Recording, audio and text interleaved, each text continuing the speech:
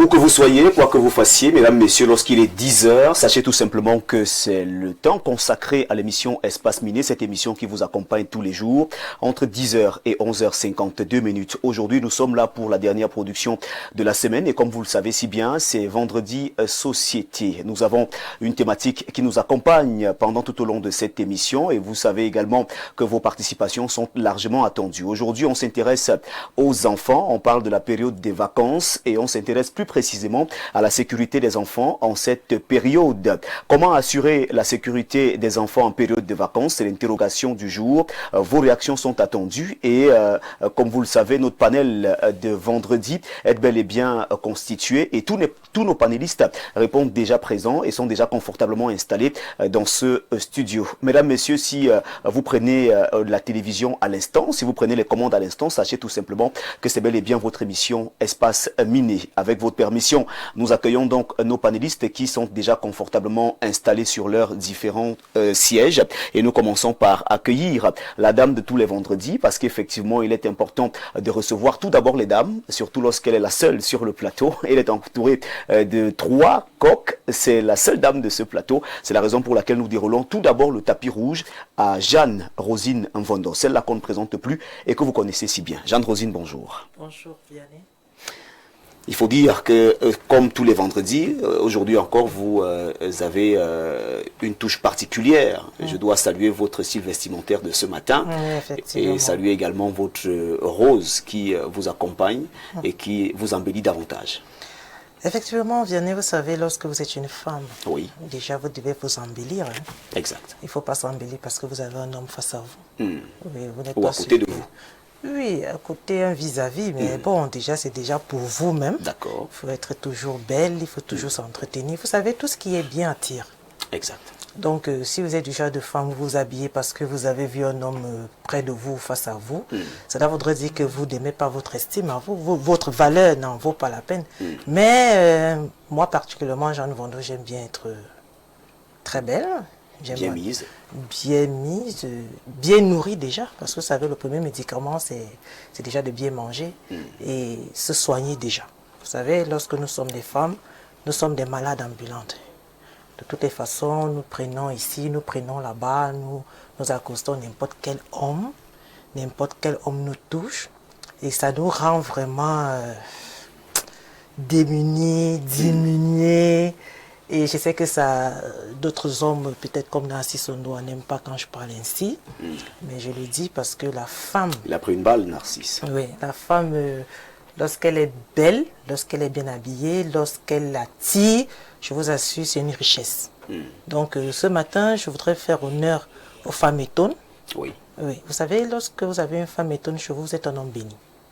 Lorsque vous avez une femme, je peux dire, Ondo, Boulou, vous êtes un homme béni. Une femme bénie. Oui, vous êtes béni. Je ne stigmatise pas d'autres femmes, mais je parle de ma région. Je dis les femmes étonnes, ce sont des femmes très fortes et valeureuses. Et la femme étonne sait supporter. Mais le jour où elle dit qu'elle ne veut plus... Elle donne des coups de poing. Non, vous savez, on dit toujours la femme étonne à 5 minutes de folie.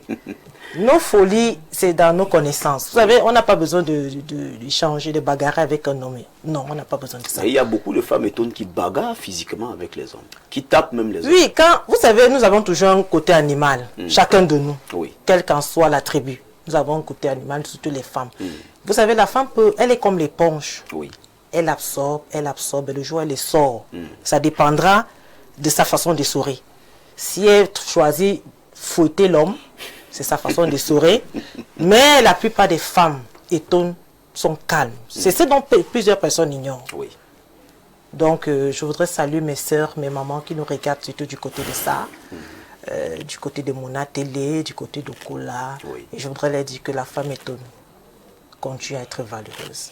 Et aussi, t'apprécier. Merci. Toujours bien habillé, tu es un bel homme. Merci. Et je pense que la femme qui sera ton épouse demain, c'est une femme chanceuse.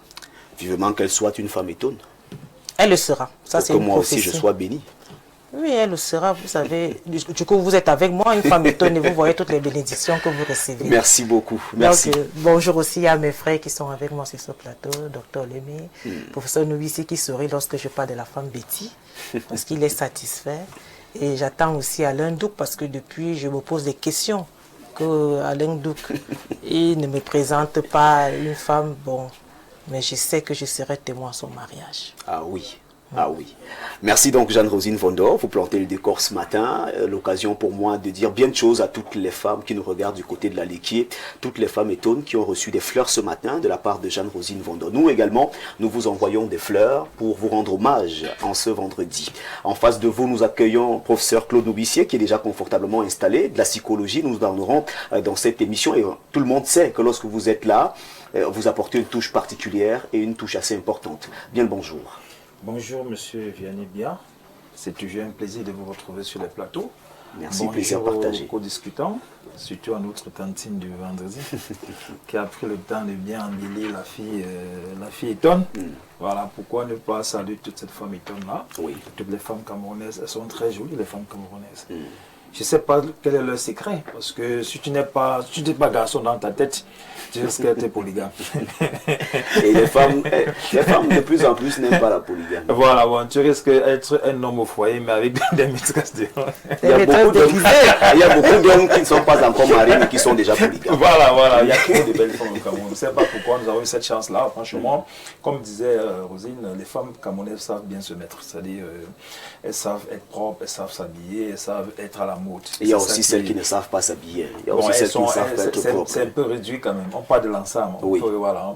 Donc, carton rouge à toutes les femmes camerounaises qui ne savent pas s'habiller, qui ne savent pas se nourrir, voilà, qui ne savent pas prendre soin d'elles là. Vraiment, vous êtes au banc de touche. Voilà. Bon, puis, merci pour l'occasion que vous donnez. Je salue également la communauté Balembo. Oui. Oui, la grande communauté Balembo, de Kikem et même de Yaoundé. La grande communauté Banka, là, sur le village de ma mère. D'accord. Voilà, je lui fais hommage aujourd'hui. Vraiment, les Banka de l'arrondissement de Banka déjà, et de la diaspora et du monde entier. Et je salue également toute cette population que j'aime bien, du côté de la cité de Palmiers, à Mofouassi. Voilà, c'est le petit quartier, le petit village dans lequel j'habite. Il faut dire que vous avez construit de ce côté. Oui, j'ai eu la chance et la grâce de construire de ce côté. Et je salue bien son jeune chef, le chef de bloc, Omer, comme nous appelons effectivement Ticha. Ah voilà. Nous également, nous saluons Ticha ce matin. Nous disons à Ticha que s'il y a encore un peu de lopin de terre, qu'il nous garde également un peu pour que nous puissions être les voisins de Ticha et même les voisins du professeur. Pourquoi pas? Narcisse Sondo n'a pas encore construit de ce côté. Oui, il a construit ailleurs. Il a bien construit ailleurs. Merci beaucoup pour l'invitation. Merci d'être là ce matin. Et en face de vous, donc, nous accueillons celui qui porte le brassard de la médecine chinoise au Cameroun. C'est bien sûr Dr Oleme. Il est toujours assis à côté de sa sœur. Je ne sais pas trop pourquoi. Mais bon, un jour, on va changer de siège. Hein. Un jour, il sera certainement en face de sa sœur. Docteur Oleme, bien le bonjour. Oui, bonjour mon cher Vianney. Et bonjour également à ma chérie. Hein. Tu sais qu'on appelle aussi nos sœurs chéries. Nos enfants aussi filles chéries. Parce qu'il ne faut pas penser quand on dit chérie. Devant, non? Ma sœur chérie, j'ai dit ma sœur chérie. Ma chérie sœur. Hein. C'est ça. C'est pourquoi Alain Douc à qui je dis bonjour, tout comme au professeur. Pourquoi Alain n'a pas souri quand Jeanne Vondor disait que elle souhaite que Alain Douc également se prononce pour une femme étonne. Il était totalement concentré et regardé ailleurs. Hein? Il n'a pas voulu se prononcer. Bon, peut-être que ça arrive. Donc bonjour à tout le monde et bonjour à nos millions de téléspectateurs au Cameroun et la diaspora. Oui, bonjour également à une malade, Madame Dio. Oui, elle a souvent souhaité que je lui fasse un coucou. Je lui dis bonjour en ce moment. Bonjour, un bonjour particulier également à nos malades, hein, les malades qui viennent en vol chaque jour et qui écoutent et qui regardent chaque vendredi Espace Miné. Oui. Merci d'être là ce matin. Eh bien, avec vous, nous parlons de la médecine chinoise parce que de plus en plus, on en parle au Cameroun et beaucoup plus dans cette émission Espace Miné. Quelle est la différence, docteur Oleme, entre la médecine chinoise et les autres médecines? Qu'est-ce qui fait la particularité de cette médecine qui aujourd'hui monte en puissance? Bon, elle ne monte pas en puissance. Tu sais qu'elle est montée en puissance dès lors que le président de la République, n'est-ce pas, a permis qu'il y ait des hôpitaux chinois en Balmayo, à Guidère et gynéco-obstétrique. Je crois que tu étais déjà né certainement. Bien sûr. Oui. Donc, c'est là où elle est montée en puissance. Parce que le président, connaissant, n'est-ce pas, les vertus de la médecine chinoise et l'impact et l'importance de cette médecine au Cameroun, a souhaité que nous ayons des grands hôpitaux. Nous autres également, nous on a étudié, et la différence entre cette médecine et les autres médecines, c'est que d'abord, elle est douce et curative. D'accord. Elle est douce et curative. Et c'est une médecine qui nous ressemble. Donc, c'est comme une médecine africaine. C'est comme une médecine camerounaise. Sauf que la médecine chinoise, elle est améliorée. Elle est développée. Et oui, j'aime souvent dire, nous tendons aussi, la médecine camerounaise tend aussi à développer, n'est-ce pas, sa médecine. Mais il faudrait qu'elle soit mieux développée, mieux encadrée. Donc, la différence, c'est ça. C'est-à-dire, la médecine chinoise, elle est développée. On a des appareils qui nous permettent, n'est-ce pas, de faire des examens, d'explorer le corps, de diagnostiquer en profondeur. Et je voulais vous dire d'ailleurs que la majorité, n'est-ce pas, des appareils dans les hôpitaux, par exemple au Cameroun, je parle au cas du Cameroun, ces appareils-là sont fabriqués en Chine. Même si vous voyez made in un autre pays, mais la majorité, n'est-ce pas, c'est fabriqué en Chine. Donc, c'est ce que les populations et les téléspectateurs doivent savoir. Et ça fait donc que moi qui pratique cette médecine ici en Volier, je commence d'abord par les appareils, par des diagnostics au niveau des appareils, et nous faisons également des examens au niveau du sang, des examens biologiques au niveau des urines. Donc, nous commençons par là, avant toutefois, n'est-ce pas, de poser un diagnostic quelconque. Oui, il y a des appareils qui nous servent de scanner, où on peut explorer, n'est-ce pas, l'être humain de la tête aux pieds, en passant par le dos, tous les organes. Et là, ça permet de déterminer exactement où est le mal. Ça permet de déterminer où est le mal. Et l'avantage est que, si on fait par exemple des examens ou des radios ailleurs, et quand on vient chez nous, si je vais explorer, n'est-ce pas, votre corps, par exemple le cœur, je vais vous présenter ce qu'on appelle l'électrocardiogramme avec ces particules. C'est que le cœur a de particules au niveau de cet organe-là.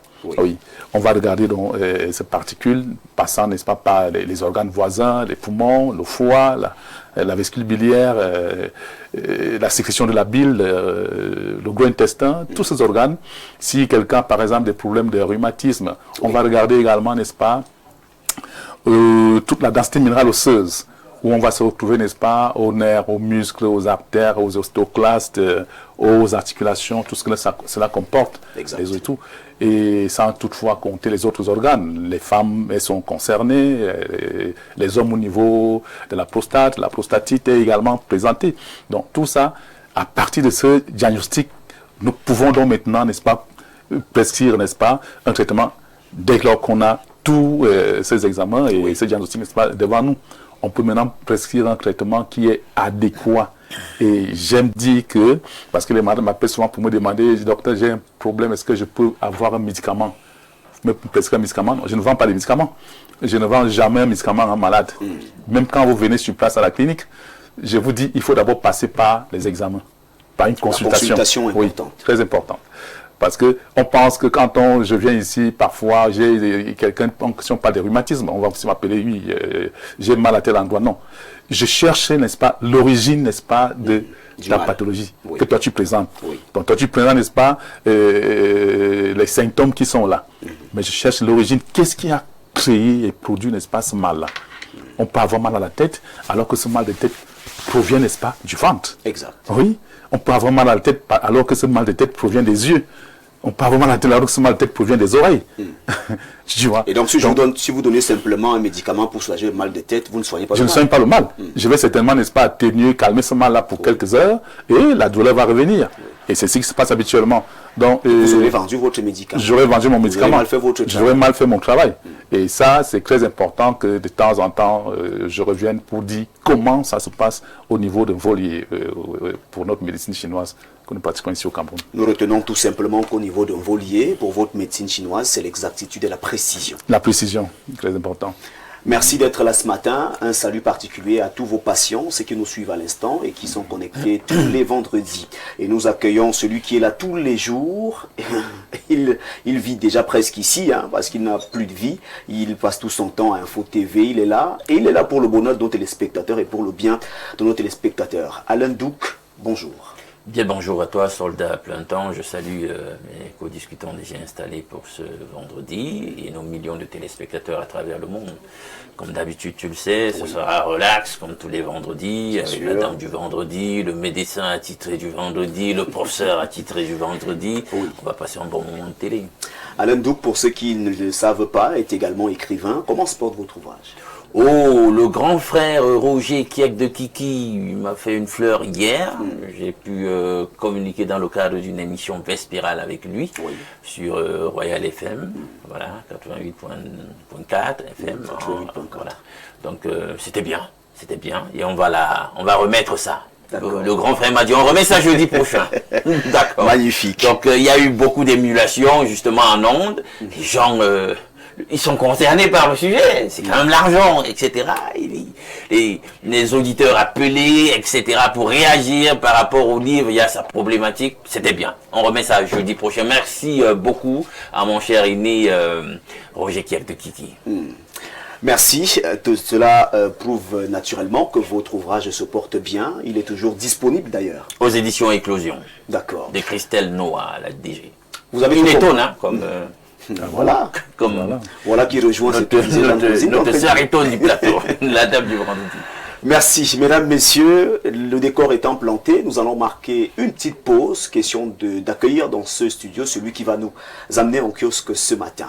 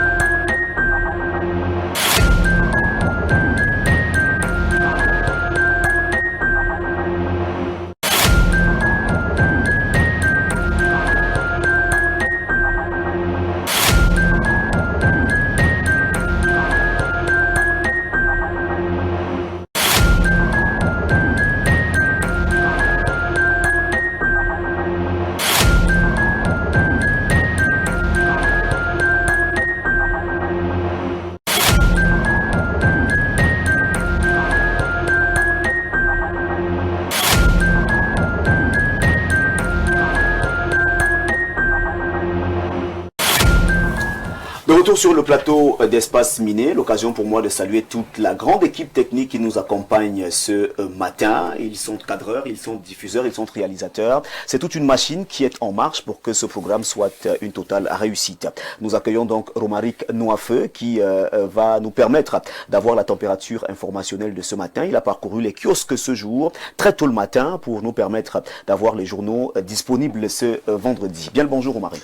Bonsoir, bonjour Vianney. Ouais. Bonjour également à l'ensemble des téléspectateurs. Je me voyais déjà au sein du grand soir. Voilà.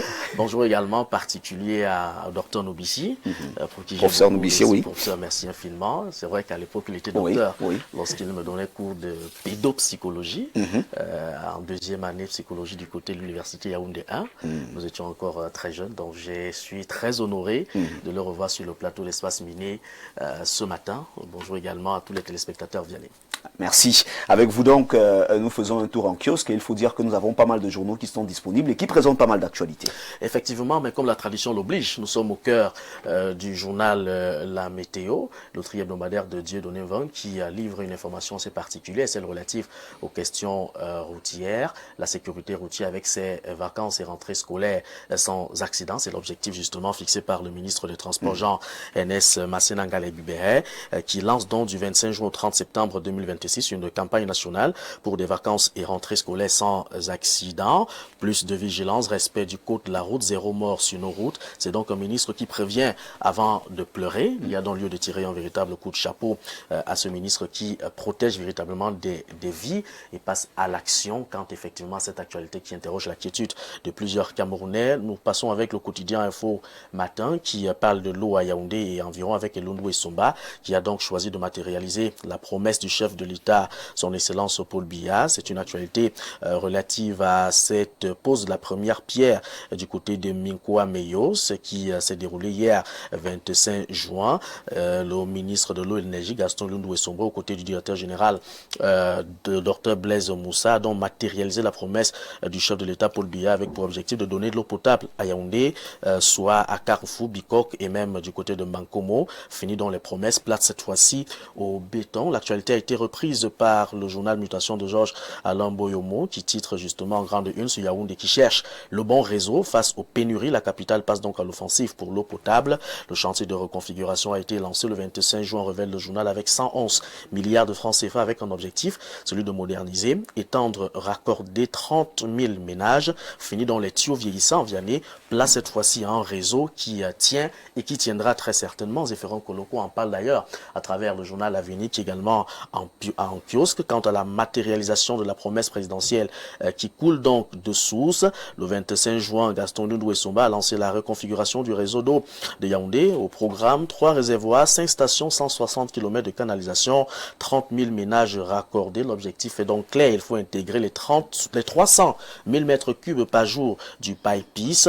Il faut donc tirer un coup de chapeau si jamais ce projet finit par voir le jour. Info Matin, le quotidien revient encore dans son édition spéciale et nous conduit du côté du Fonds monétaire international qui salue les réformes du Cameroun et lui réaffirme dans son soutien. Le Paul Motazé était donc à Nantais et a rencontré Zen Zeidan, le nouveau directeur Afrique du Fonds monétaire international, au centre des échanges entre les deux figures emblématiques de l'économie. Amélioration des conditions de vie, gouvernance et transparence des ressources. Le Fonds maintient donc sa confiance.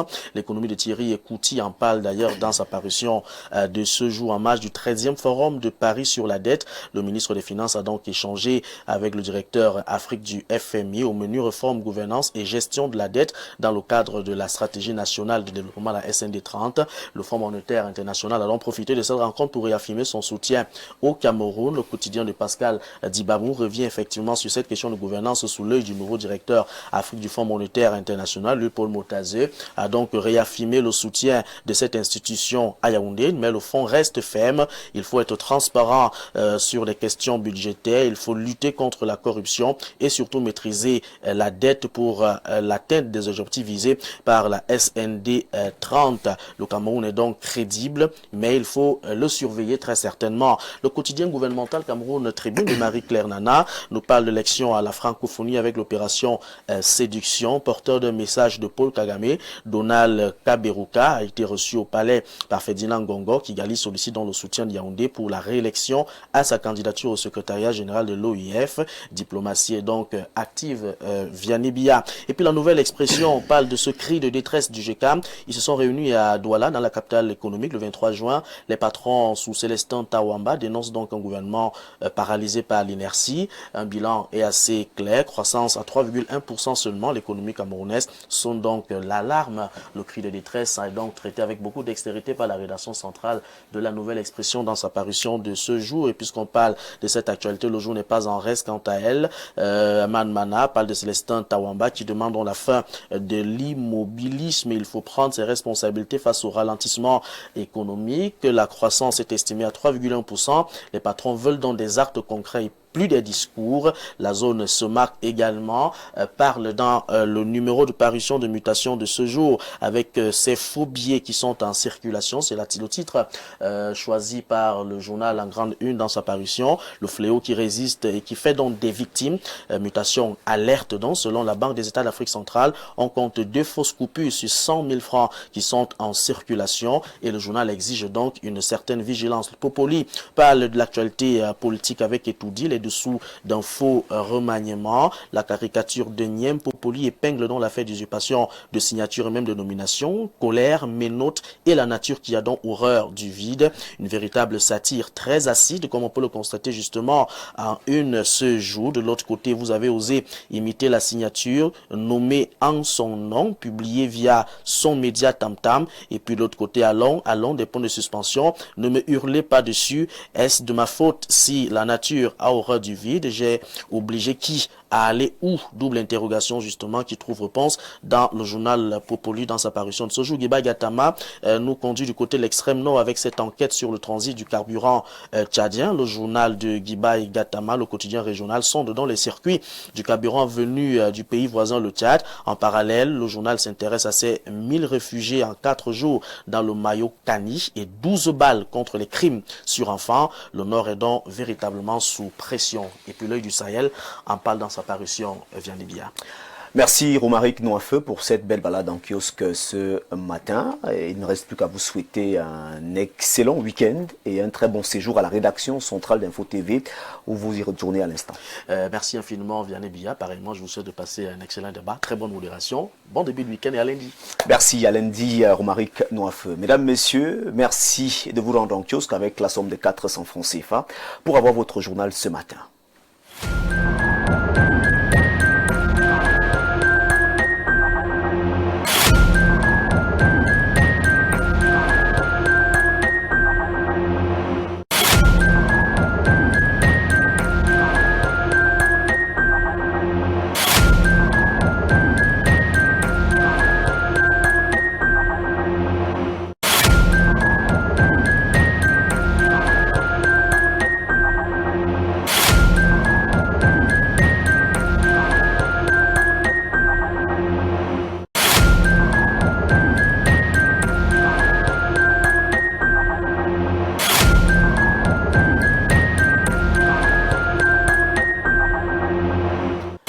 De retour sur le plateau d'Espace Miné, il est temps pour nous de nous intéresser à la dénonciation de ce matin et qui porte l'estampille d'Alain Douc.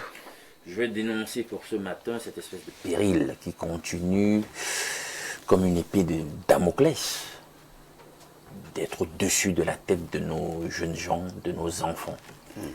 J'ai lu en ligne une histoire macabre. Un jeune enfant qu'on a envoyé acheter des cubes. Comme c'est très répandu chez nous, on cuisine désormais avec beaucoup de cubes. Alors il va faire la commission, ça met du temps, de longues minutes, puis peut-être 1 heure qui passe, et puis on commence à s'inquiéter. Alors on commence à chercher l'enfant et tout au quartier sur le parcours de la commission, et on le trouve dans la broussaille, poignardé par 7 fois. Poignardé par 7 fois. Et nous sommes en période de vacances. Cette interpellation devrait tous nous concerner parce qu'il y a des enfants qui viendront de partout, différentes localités du pays, de l'arrière-pays. Ils migrent souvent vers les principales métropoles, Douala, Yaoundé, etc. Ils courent un danger parce que je constate que nous ne sommes désormais plus en sécurité. Tant nous les adultes, pire encore eux. Donc c'est cela que je veux dénoncer en ce matin, cette dynamique de l'agression, des violences, des meurtres que continuent de subir les enfants. Merci Alain Douc pour cette dénonciation. Jeanne-Rosine Vondor, on parle de ce cas, qui est un cas parmi tant d'autres, les enfants aujourd'hui qui sont victimes d'agressions, d'abus et j'en passe. C'est l'occasion de tirer la sonnette d'alarme. Effectivement, Vianney, nous sommes en période de vacances. Nous ne savons pas qui est notre voisin. Nous ne savons pas qui est chez nous. En fait, nous ne connaissons pas les personnes avec lesquelles nous partageons le quotidien.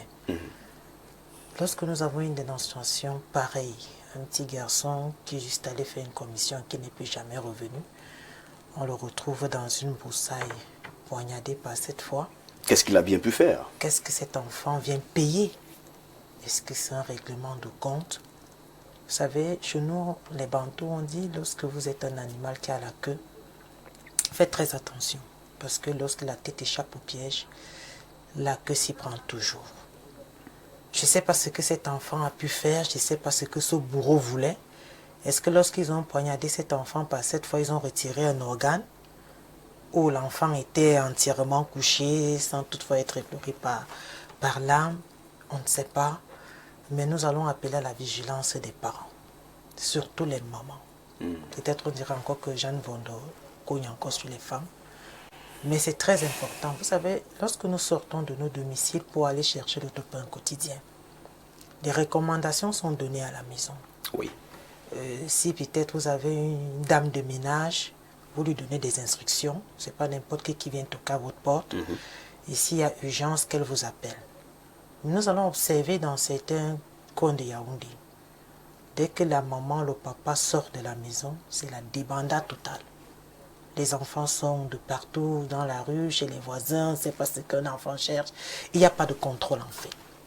Et cela revient à ce qu'on appelle la morale publique. Vous savez, lorsque vous êtes parent, votre plus grand investissement, c'est sur votre enfant, l'éducation. Éduquer l'enfant de telle enseigne que l'enfant ne puisse pas aller chez le voisin. Et quand je dis chez le voisin, parce que vous ne connaissez pas la psychologie de ce voisin. Oui. Vous ne connaissez pas sa façon de réagir. Vous voyez le voisin, mais vous ne savez pas que c'est votre bourreau. Donc, nous les parents, nous devons interdire à nos enfants d'aller chez les voisins. C'est vrai, la plupart des temps, nous sommes dans des immeubles. Nous vivons dans des immeubles. Nous avons pleinement confiance à la voisine d'à côté, au voisin d'après, mais nous ne savons pas que ce voisin est votre plus pire ennemi. Peut-être parce que votre vie est plus aisance que la sienne, et du coup, il y a aigreur. Donc, un enfant de la sorte qui vient payer les pots cassés, je ne sais pas comment ça s'est passé, certainement son parent a eu peut-être une altercation avec quelqu'un, on ne sait pas, ou bien c'est quelqu'un qui rôde dans le quartier et son plaisir c'est de tuer des enfants. Parce qu'il y a des psychopathes. Oui. Il y a des psychopathes partout. Et tout ce que je pourrais dire aux parents ce matin, c'est juste la vigilance. Garder les enfants à la maison. Et même si un enfant est en pleine activité vacancière, peut-être parce qu'il y a des enfants qui vont jouer au football, d'autres qui vont faire la peinture, d'autres qui font des petites activités de vacances utiles, il faudrait vraiment qu'il y ait quelqu'un pour pouvoir regarder ces enfants-là. Surtout aussi des petites filles dont nous parlons ces jours-ci du viol à Yaoundé. C'est grave, Yaoundé Douala. Je vous assure, même le tonton que vous faites venir chez vous est capable de violer votre enfant. Donc, vaudrait mieux que vous restez avec vos enfants à la maison que de les envoyer même peut-être chez les tantes, les oncles, je ne sais pas, au village, je ne sais pas quoi. Vraiment, gardons les enfants à la maison et continuons à causer avec nos enfants. Parce que de nos jours, les parents, tout ce qu'ils cherchent à faire, c'est chercher de l'argent. Vianney, quand vous avez les enfants à la maison, ce sont vos premiers amis. Exact. Il faut échanger avec les enfants. Il faudrait leur dire ce qui se passe. Il ne faut pas cacher. Surtout quand vous avez les petits-enfants, vous voyez, ils regardent la télé. Les enfants aujourd'hui sont tellement éveillés. Ce sont des grands psychologues. Les enfants regardent la télé. L'enfant voit comment le tonton embrasse la tantine, ça se passe comme ça. C'est à vous d'appréhender l'attention de votre enfant. Exact. De demander à l'enfant, non, il y a des séries qu'on ne regarde pas. Il faut même coder, parce que je sais que Canal Plus a des codes parents, il y a des trucs qu'ils mettent là, pour que les enfants, tout ce qu'ils peuvent bien regarder, c'est quelque chose qui leur apporte de la valeur. Donc ce matin, vraiment, je pleure avec cette maman, je ne sais pas comment est-ce qu'elle se sent. Honnêtement, ce n'est pas évident. On va lui dire, c'est arrivé, mais soyons vraiment vigilants. Parlons à nos enfants. Nos voisins, ce ne sont pas nos amis. Oui. Ce sont des colocataires. Nous sommes juste là pour partager le quotidien, mais faisons très attention. Merci Jeanne-Rosine Vondor. Professeur Claude Nourricier, nous sommes face à cette situation. On s'interroge, on se pose la question, pourquoi aujourd'hui les enfants sont de plus en plus la cible de ces bourreaux? Qu'est-ce qui justifie, qu'est-ce qui pourrait justifier ce phénomène qui monte de plus en plus? Déjà, les enfants sont la cible parce que ils ne sont pas forts, ils sont inoffensifs, ils n'ont pas de force pour se défendre. C'est les bourreaux qui attaquent des proies qui sont des proies faciles. Et les enfants semblent être très faciles pour que leurs actions aillent jusqu'à la fin. Parce que moi, je ne suis pas sûr qu'ils viendraient m'agresser physiquement facilement. J'aurais à me défendre. Alors ces enfants sans défense sont devenus de plus en plus la cible des psychopathes, des pervers narcissiques, des sociopathes et tout ce qu'on peut dire. Il y a quand même un problème sérieux au Cameroun ces derniers temps. Est-ce que ce ne sont pas des trafics? Parce qu'il faut prendre ce problème de manière générale. Si on reste seulement dans la perspective psychologique, on risque de laisser passer d'autres grilles d'analyse. Oui. Alors c'est pourquoi je me dis, au jour d'aujourd'hui, comme l'a dit Jeanne, on doit être de plus en plus vigilant. On doit savoir que nos enfants sont pris pour cible pour des pratiques plurielles. plus des pratiques vraiment plurielles. Et pourquoi le contexte aujourd'hui? L'homme est devenu extrêmement méchant. Et le Camerounais aussi. Et je l'ai toujours dit, nous le disons toujours, le contexte actuel, c'est un contexte qui est tellement compliqué. Compliqué pourquoi? Parce que les Camerounais sont des gens qui adorent la belle vie, qui aiment vivre bien, qui aiment et qui se livrent à des pratiques, la consommation abusive des substances psychoactives, la consommation abusive de l'alcool et autres. Ça fait que ces gens pareils, ils peuvent tuer pour rien. Moi, j'ai toujours en idée cette petite fille de 8 ans qui avait été tuée, jetée dans un puits à Babsan. Quand on avait arrêté le bourreau, il avait tué cette fille pour une somme de 50 000 francs. Incroyable. Je vous assure, c'est ça le problème, la problématique même de la dénonciation. Parce que chaque fois on en parle, on a l'impression qu'au fur et à mesure qu'on en parle, il y a une recrudescence des cas. Ça montre que la parole à elle seule ne suffit plus. Il faut passer à l'action. Il faut passer à des actions beaucoup plus concrètes, beaucoup plus dissuasives. Parce que ce n'est pas sérieux. On a dans nos quartiers aujourd'hui des gens, la pauvreté est une réalité, mais qui n'explique pas ce qu'on fait. Mais c'est quand même une réalité au Cameroun déjà. Oui. Les gens sont extrêmement pauvres. Et les gens sont aigris, les gens sont jaloux. Et les gens se disent, mais toi qui en as assez, tu as fait quoi pour mériter tant? Et là maintenant, ça crée chez les individus la méchanceté et les désirs de vengeance. On peut même se venger on peut même tuer cet enfant, comme l'a dit Jean, pour rien, tout simplement parce que ses parents sont peut-être mieux nantis que cela. Et ça appelle à la vigilance communautaire. Je me demande comment on a pu tuer un enfant dans un quartier de Yaoundé, c'était en plein jour, sans que la population ne puisse avoir des signaux d'alerte. Il faut une vigilance communautaire de nos jours. C'est-à-dire que quand tu passes, il faut observer. Quand tu vois certaines situations, arrête toi-même. Quand tu vois un enfant qui est dans une situation, qui est avec quelqu'un et qui parle même, sois même curieux. Cette curiosité-là va nous aider. Parce que ces bourrés sont partout. Et puis il faut savoir observer l'attitude des enfants. Il faut savoir observer, surtout, et ne pas laisser les enfants aller seuls. Les amis, envoient même à 2 ou à 3. Pourquoi même d'abord les envoyer? On va dire que bon, sur le contexte, la pauvreté fait que la maman a payé un condiment, un cube à payer et qu'il faut payer. Mais il ne faut pas les envoyer seuls. À 2 ou 3, c'est plus facile. Même si on peut perdre ces 3 enfants, hein, parce qu'il y a des bourreaux, on ne sait pas combien sont souvent, on peut les envoyer tous les 3 et malheureusement, les 3 sont assassinés de cette manière-là. Bon, le contexte est là, sur le plan psychologique, beaucoup de Camerounais sont devenus méchants du fait d'un ensemble. D'abord, je ne sais pas si c'est la nature du Camerounais, je n'ai pas des données concrètes pour expliquer cela, mais quand vous observez le Camerounais, l'humeur faciale du Camerounais témoigne d'une méchanceté ancrée en lui. Le visage du Camerounais n'est pas reluisant. Ça ne témoigne pas du bien-être. Il est d'abord méchant. Il est devenu aigri. Parce qu'il a l'impression que sa pauvreté ne relève pas des actions personnelles. C'est autrui qui l'a rendu ainsi. Parce qu'avant, les gens étaient toujours pauvres. Mais les gens assumaient leur pauvreté en se disant, si je travaille bien. Moi, j'ai reçu un jeune homme dans un centre où je travaille, pour la prise en charge des consommateurs des drogues et autres. Il m'a posé une question. Il m'a dit, professeur, si moi je nais pauvre, est-ce que c'est ma faute? Et si je meurs pauvre, est-ce que c'est de ma faute? Moi je lui ai dit, que tu naisses pauvre et que tu meurs pauvre, c'est pas la faute. La pauvreté, déjà, il faut même qu'on redéfinisse le concept de pauvreté. Oui. Il faut qu'on redéfinisse le concept de pauvreté aux gens. Moi je lui ai dit, fais les efforts que tu peux faire. Donne-toi des efforts pour que si demain tu étais appelé à être pauvre, que tu vives ta pauvreté avec joie. Et parce que les gens ne vivent plus leur situation, leurs conditions avec joie. Les gens ont l'impression qu'ils sont des victimes des autres. Leur pauvreté, ils ne sont que victimes de leur pauvreté, sans savoir quels sont les efforts qu'ils pouvaient faire. Au jour d'aujourd'hui, dans les réseaux sociaux, ça va dans tous les sens. Quand tu as un peu d'argent, on te traite du tout. Parce que les gens veulent le problème de fond. Moi, j'ai eu la chance d'avoir fait un tour en Europe. En Europe, quand tu t'habilles chez toi le matin, tu sors. Ton voisin n'est pas au courant de ce que tu as porté. Mais dans nos contextes, les gens s'intéressent tellement aux autres. Quand tu passes, on peut même te donner la couleur de tes sous-vêtements. Les gens sont capables de te dire ce que tu as mangé, ce que tu as mangé. Les gens vont te le dire. C'est ça qui fait qu'au jour d'aujourd'hui, les gens ne sont pas occupés et s'occupent des autres. Les gens ne sont pas occupés. La masse des Camerounais qui sont dans le chômage est trop élevée. Quand vous sortez de votre quartier, les gens sont assis là, ils vous regardent seulement. Et quand vous rentrez le soir, ils sont encore là, ils vous regardent. Ils savent exactement à quelle heure vous sortez. Ils ont votre programme, vous ont votre timing. Vous croyez qu'ils sont très contents de vous voir sortir, de vous voir entrer. Ils aimeraient également sortir et entrer. Il faut donc expliquer à ces gens-là que ce n'est pas autrui, ce n'est pas ton voisin qui est ta condamnation. C'est toi-même qui a peut-être été une marque de ta condamnation. Tu dois travailler dur. C'est parce que ton voisin a prospéré qui devient une menace pour toi. Bats-toi pour prospérer en respectant sa prospérité. Et c'est ce qui se passe. Les gens ne respectent plus le bien-être des autres. Comment peux-tu vivre sans aimer le bien-être des autres, sans être fier du succès des gens?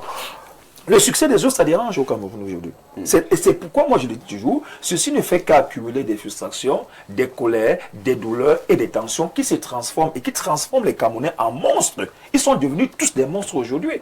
Ils sont beaucoup plus psychopathes, sociopathes. Ils sont même pervers narcissiques. Parce que quand vous voyez quelqu'un qui donne 7 coups de poignard, même pas un seul, parce que j'imagine que cet enfant a crié, il a pleuré. Oui. Et ça n'a empêché qu'il aille jusqu'à 7 coups de poignard. Ça montre qu'à un moment donné, il était transfiguré.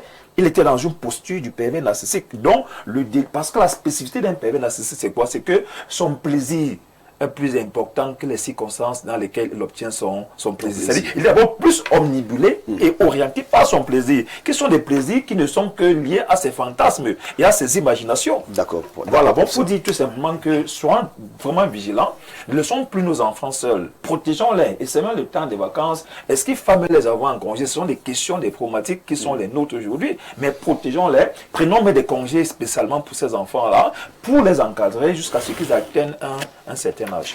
Merci, professeur Claude Oubissier. Docteur Oleme, nous sommes face à cette situation. Un enfant qui a perdu la vie, il allait tout simplement acheter des cubes et je présume que ses proches n'ont plus mangé cette nourriture parce qu'effectivement, ses proches étaient déjà dans les mois et dans la tristesse. Dans nos quartiers, nous avons des enfants, nous avons bien sûr le voisinage. Aujourd'hui encore et encore, on doit faire attention et on doit être davantage plus vigilant parce que nous sommes exposés, nos enfants également sont exposés. Oui, on n'arrive même pas à comprendre. Notre société et ces enfants, ces délinquants-là, j'appelle ces délinquants, leurs parents qu'est-ce qu'ils ont fait? Comment un parent peut laisser son fils grandir et ne pas maîtriser, n'est-ce pas, son éducation? Il faut partir de là. Oui, ces délinquants, ces agresseurs, il ne faut pas seulement qu'on accuse l'État pour qu'on dise que oui, il n'y a pas d'emploi et tout. Tout part d'abord de l'éducation de base. Ce jeune, j'imagine que c'est lui qui a poignardé le jeune enfant à 7 coups de poignard. J'imagine que c'est des jeunes qui n'ont pas certainement 40 ans, qui ont moins de 40 ans. Dont parle le professeur, qui sont toujours là assis dans nos quartiers et vous voient sortir, vous rentrez, ils sont toujours là et ils racontent des histoires, ils s'occupent de la vie des voisins, ils regardent ce que vous avez porté aujourd'hui, et si vous êtes sorti avec un vélo ou bien une voiture, et si votre femme est allée au marché, et si vous avez une ménagère, si elle est sortie, c'est terrible, parce que si nous-mêmes parents avions commencé à laisser les enfants ne pas aller par exemple à l'école, ou alors celui-là qui a eu le bac, parce que vous allez vous rendre compte que ces enfants, ces jeunes, c'est des gars également qui ont étudié. Oui, il peut avoir même bac ou bac plus, ou bien il a quand même fréquenté. Donc quand vous voyez votre enfant qui ne fréquente plus, posez-vous des questions, vérifiez pourquoi l'enfant ne va plus à l'école, est-ce qu'il étudie et tout. Donc je voudrais dire qu'il faudrait qu'on revienne un peu à notre éducation, qui est une éducation dure et rude. Oui. Oui, nos parents aujourd'hui, quant à ces enfants, ces petits-enfants qu'on envoie donc régulièrement, n'est-ce pas, aller faire des courses, j'ai souvent peur de voir les petits-enfants de 5-6 ans. Parfois, ils marchent même jusqu'à 18h, 19h. Ils se baladent. Je te pose des questions, mais quelle est cette maman-là qui offre, n'est-ce pas, ses enfants aux brigands? Oui. Et tu les vois, et ils marchent, et ils traversent même la route, et parfois, obstruent même, n'est-ce pas, la circulation. On est obligé de garer pour laisser qu'ils traversent la route. Or, ce n'est pas des heures auxquelles les enfants doivent, n'est-ce pas, marcher. Oui. Alors, celui-là est donc sorti, on l'a envoyé. On peut aussi comprendre peut-être que la maison peut ne pas avoir un enfant plus âgé. Oui, il faut aussi comprendre. Oui. Donc, il n'est pas interdit aussi que si on a un enfant qui peut déjà sortir pour aller faire une commission quelconque, que la maman n'envoie pas cet enfant-là, ou le parent. Oui. Mais comme nous savons bien que nous avons maintenant une société qui est gangrénée, n'est-ce pas, par la jalousie, le mal, oui, il faut faire attention. Il faut faire attention quand on a des enfants. S'il faille les envoyer, je pense que s'ils sont 2, il faut les envoyer toujours 2. Parce que s'ils sont 2, on va alerter. Oui, les cris vont alerter. Le bourreau ne pourra pas arrêter les 2 enfants au même moment et les assassiner. Encore que ça se passe à Yaoundé. Le temps de les emporter quelque part. Bon, on comprend que c'est des gars qui sont habitués, n'est-ce pas, à assassiner. Et on va voir que c'est des gars également qui consomment, n'est-ce pas, des stupéfiants. Oui. Est-ce qu'on a pu mettre la main, n'est-ce pas, sur ces derniers? Le dénonciateur va nous dire. Et quand on peut donc mettre la main sur ces derniers, qu'est-ce qu'il explique? Qu'est-ce qui peut l'animer, n'est-ce pas, à tuer un jeune ou bien tuer même quelqu'un? Je veux dire un jeune de cette façon. Des explications, docteur. Oui. Mais il faudrait qu'on arrive à comprendre que, comme c'est un problème de sociologie, qu'on essaie de comprendre, n'est-ce pas, quel est son problème? Quel est le problème? Moi, je crois que à un moment, on peut ne pas accuser, n'est-ce pas, les pouvoirs publics, mais les pouvoirs publics également doivent chercher à comprendre qu'est-ce qui arrive, n'est-ce pas, à cette population-là, à cette tranche de la population. Parce que chaque fois, on a des problèmes, n'est-ce pas, de viol, des problèmes, n'est-ce pas, d'assassinat et tout. Il faudrait qu'on essaye, n'est-ce pas, d'interroger. Nous avons des services, oui, qui sont habilités au niveau des hôpitaux, au niveau, n'est-ce pas, de l'administration territoriale. Il y a tout un service, oui. Il y a des services appropriés. Donc, qu'on ait un rapport un peu pour comprendre quel est même le mal, quel est le problème. Oui. Et sensibiliser également au niveau des médias. Oui. Et nous, ici, on essaie de dire et demander aux parents de faire attention. De faire attention, ne pas laisser, n'est-ce pas, les enfants se balader seuls. De faire très attention. Il vaudrait mieux qu'on dise que, oui, il ne veut pas laisser ses enfants, oui, sortir. Comme Madame Jeanne disait tout à l'heure, quand les enfants arrivent, même s'ils sont en vacances, qu'ils soient toujours accompagnés. S'il n'y a pas un adulte, le papa, la maman peut se lever elle-même pour faire, n'est-ce pas, des courses. D'accord. Il faut protéger, n'est-ce pas, les enfants aujourd'hui. Il ne faut même pas laisser les enfants libres. Nous avons nos enfants jusqu'à... J'ai le dernier né, moi mon dernier né, je lui dis, jusqu'à l'âge de 18 ans, hein, c'est là où tu pourras sortir seul. Oui. Si ce n'est pas le cas, c'est avec les aînés. Oui. Parce qu'on ne sait pas d'où peut sortir, n'est-ce pas, le jaloux qui est caché, oui. Et tu sais qu'il est jaloux, mais à quel point il peut aller, n'est-ce pas, à attaquer, n'est-ce pas, ton enfant. Oui. D'accord. C'est terrible. Merci, docteur Oleme. Alain Douc, face à cette dénonciation, il est urgent de sensibiliser une fois encore les parents parce que cet enfant qui est parti tout seul acheter des cubes pour assaisonner la sauce qui devait constituer le repas journalier à la maison, et cet enfant qui n'est plus jamais rentré, on l'a retrouvé poignardé par 7 fois. On veut bien comprendre comment est-ce qu'on fait pour en arriver là, qu'est-ce que cet enfant a bien pu faire. Il est important de sensibiliser une fois encore ce matin, Alain Douc. Dites-moi, qu'est-ce qu'un enfant de cet âge-là peut faire? Je ne sais pas, qui mérite la mort? Il n'y a rien. Absolument rien. Je pense que rendu à ce point, tout le monde est d'accord, quoi qu'on dise, que nous sommes dans une phase d'effondrement moral, d'évitement moral du pays, et c'est azimuté. Parce que quand je suis les actualités morbides, relatives aux violences, etc. Excusez-moi, moi je n'ai fait que ce pays, je suis sorti une seule fois, ça n'a pas duré plus de 3 mois. Donc je peux dire un tout petit peu que s'il faut parler du pays, je connais le pays. Oui. Je n'ai jamais vu, on ne va pas venir mettre ça sur le compte des réseaux sociaux. Ben non, il y a un truc qui se passe, il y a un ensauvagement moral de notre société. La société est dans le caniveau, il faut le dire. Et là, on a les symptômes chaque jour de cet ensauvagement. On peut maintenant commencer à Parce que c'est un peu ça, le sens de ta question, chercher à donner des explications d'ordre objectif. On va interpeller, faire des analyses sous la perspective des réalités sociopolitiques, économiques, voilà, comment ça peut impacter la psyché des Camerounais, etc., pour essayer de comprendre en réalité la dynamique des choses et pourquoi nous en sommes où nous sommes en ce moment. Oui, ça peut le faire, sauf que parfois, on veut s'intéresser à des choses ostensibles, visibles, tangibles, voilà. Mais la causalité parfois de ces phénomènes visibles, ostensibles, se trouve au niveau invisible. Ça, c'est ce que les gens ne comprennent pas. C'est-à-dire que j'ai l'impression que le pays est comme sous une conjure.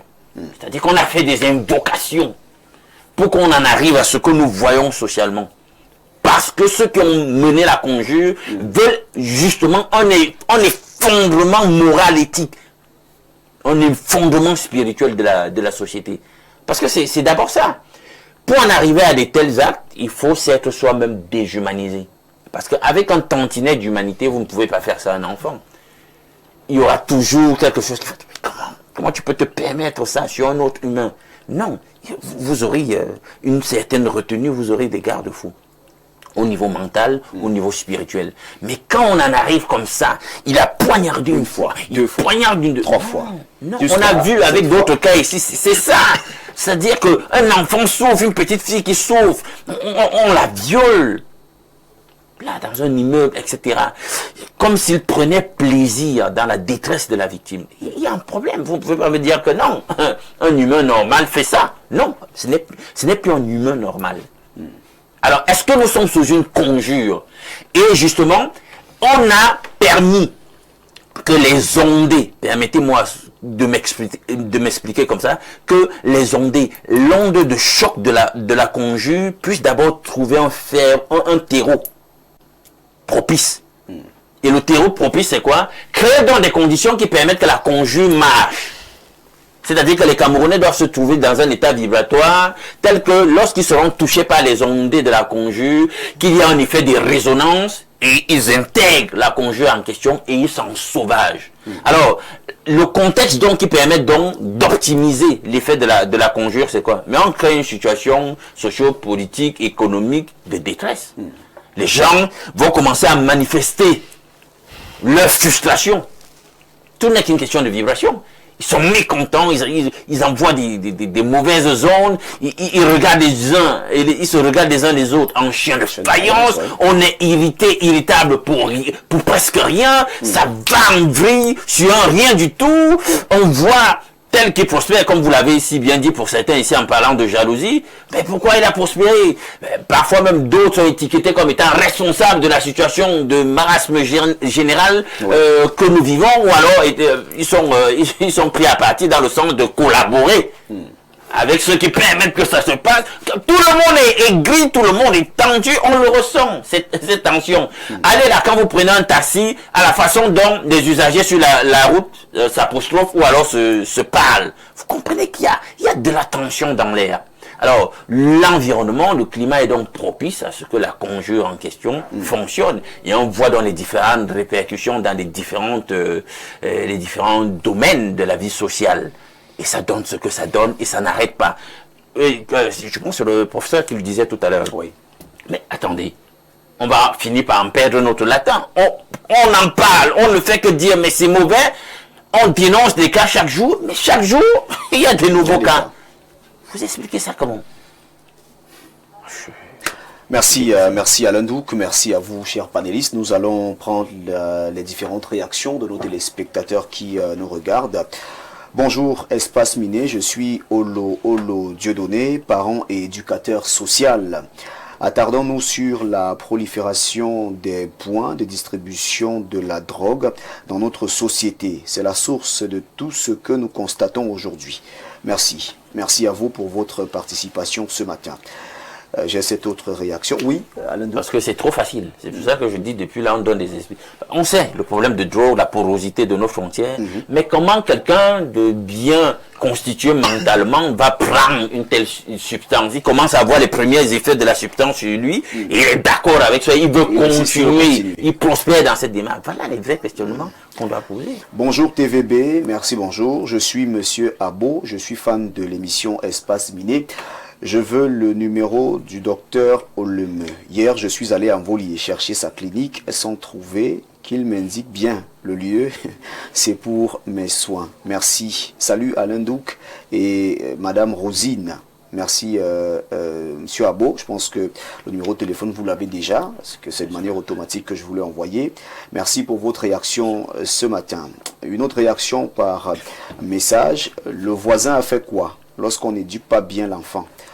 Malheureusement, le téléspectateur n'a pas signé. On a cette autre réaction. Docteur Oleme, il y a pas mal de téléspectateurs qui sollicitent votre numéro de téléphone. Il y a cet autre téléspectateur qui dit « Bonjour à vous, très belle émission. S'il vous plaît, on peut avoir le numéro du docteur ?» Bon, ça fait 4. Hein. Bon, j'aimerais bien savoir si c'est un homme ou bien c'est une femme qui a besoin de votre numéro. Bon, c'est pas... C'est surtout les hommes. Les femmes... Vous n'avez pas de patiente? Non, bon... Allons via WhatsApp pour prendre ces réactions. Nous avons une première réaction qui nous vient de la Turquie.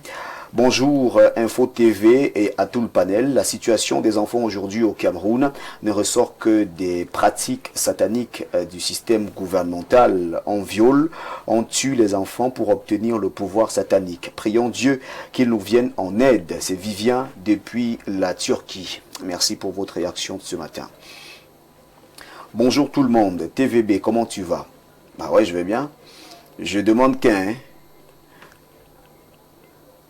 Vous nous servez déjà la saison 2 d'Espace Miné. Merci mon gars. C'est pas la saison 2. C'est pas la saison 2, c'est toujours la même émission. Bonjour le plateau, bonjour TVB. TVB, le problème, c'est le président. Voilà. Si dans ce pays, on exécutait normalement la peine de mort, comme il est écrit, personne n'oserait plus tuer ou encore violer. Mais hélas, que Dieu veille sur le Cameroun. C'est Rostand qui nous écrit. Merci à Rostand pour sa participation de ce matin. Merci également à tous ceux qui nous regardent. Bonjour à vous sur le plateau. Merci de vous pencher sur ce phénomène qui sévit dans nos quartiers. Les parents doivent être extrêmement vigilants. Je suis père de 4 enfants. Je vous assure, pour envoyer les enfants en vacances cette année, j'ai beaucoup hésité. C'est triste ce qu'a vécu cette famille. S'il vous plaît, je souhaite avoir le contact du psychologue sur le plateau. Je connais une dame dont son fils est accro au jeu de hasard. Je souhaite qu'il me donne quelques astuces sur comment le sortir de là. Merci. C'est Rostand depuis Douala. Un deuxième Rostand qui nous écrit. Le numéro du psychologue, vous l'aurez certainement avant la fin de cette émission. Un autre message. Bonjour TVB. Il faut rappeler que les appels ne sont pas autorisés. Juste votre message et on va le lire. Donc vous envoyez simplement votre message et on le lit. Bonjour TVB et bonjour à tout ton panel. Par rapport à la dénonciation du jour, nous vivons dans une société très malade au point où nous ne savons plus à qui faire confiance. Le danger est partout, à l'école, à la maison, dans la rue. Il faut chercher à comprendre où vient ce mal et des parents doivent être vigilants pour protéger nos enfants. TVB, la morale a foutu le camp au Cameroun. Dommage. C'est signé Jean-Marie depuis Kribi. Merci, bonjour Jean-Marie et bonjour également à tous nos téléspectateurs qui nous regardent depuis la ville de Kribi, c'est dans le département de l'Océan. Bonjour le panel, ces actes ignobles que nous vivons grandissant dans notre 237 sont simplement l'expression de ce que les gouvernants ont progressivement fait intégrer à certains gouvernés à travers la malgouvernance. C'est Kakumbo depuis Douala. Merci à Kakumbo et merci également à tous ceux qui nous regardent depuis Douala. C'est dans la région du littoral. On va tout d'abord s'arrêter là pour faire plaisir à nos partenaires et annonceurs. Mesdames, Messieurs, à tout de suite pour la suite.